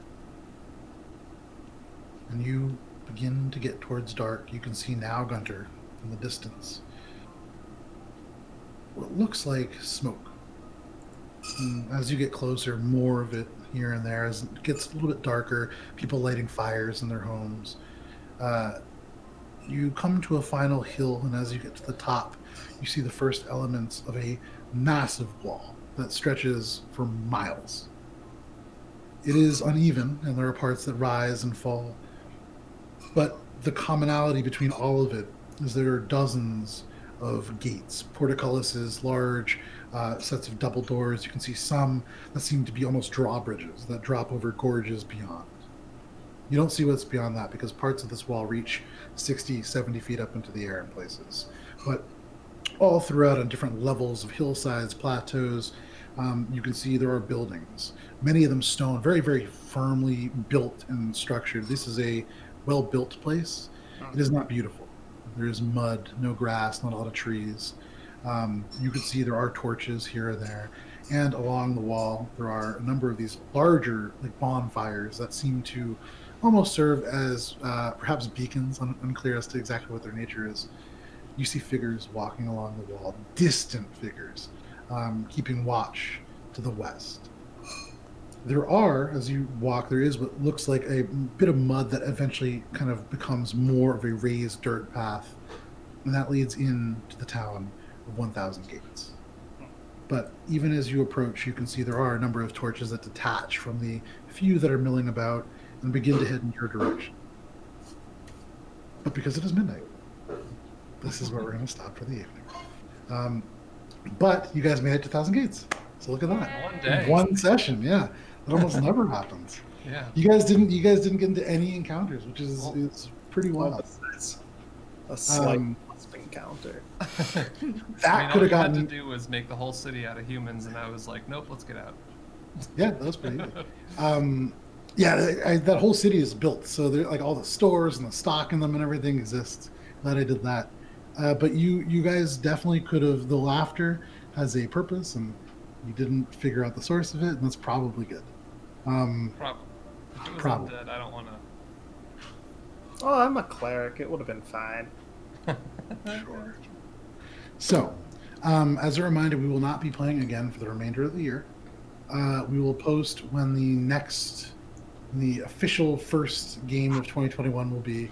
I don't know if it will be. We'll figure it out. That'll be on our Twitter, on our Instagram, and all that stuff. At Alberon RPG, that's where you could figure out where the update is. I'll update Twitch tomorrow so that it will have us on vacation for the next 2 weeks at least. So it is the end of 2020. Congratulations, you made it. As a group, we've all made it through what a crazy year it has been.